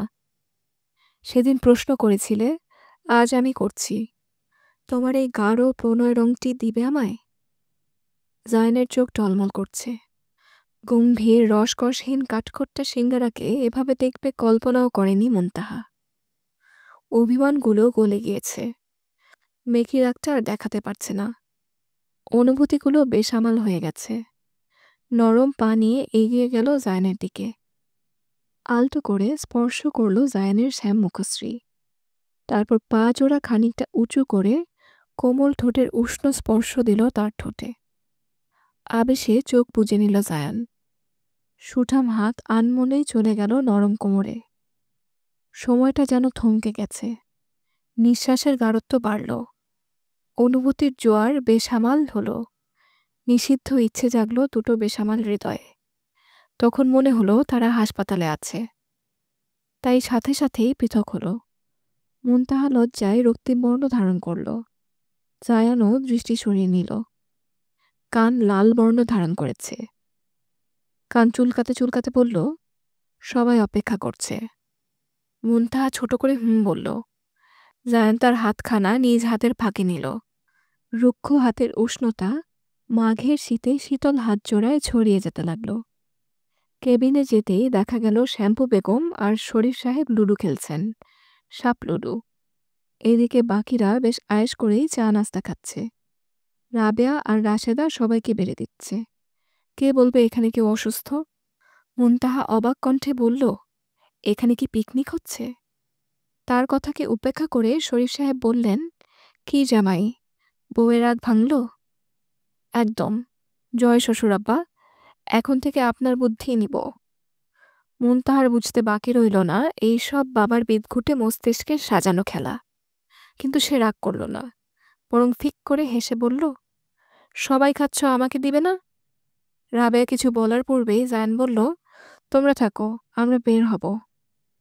কোথায় যাব? অবাক কণ্ঠে মুনতাহা শুধালেই জায়ান বলে, সত্যিকারের হানিমুনে। তারপর তার কোমল হাতটা শক্ত করে আগলে ধরে।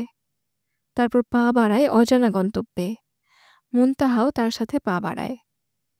আজ থেকে তাদের নতুন পথ চলা, অনুরক্ত ক্যানভাসে রং তুলি নতুন প্রণয় চিত্রের সূচনা।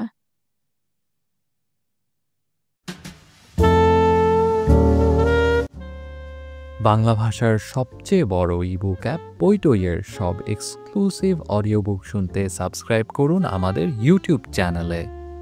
বইটি শুনে ভালো লাগলে আপনার বন্ধুদের সাথে শেয়ার করতে ভুলবেন না জানুন। বইটই, কণ্ঠে জীবন্ত বই।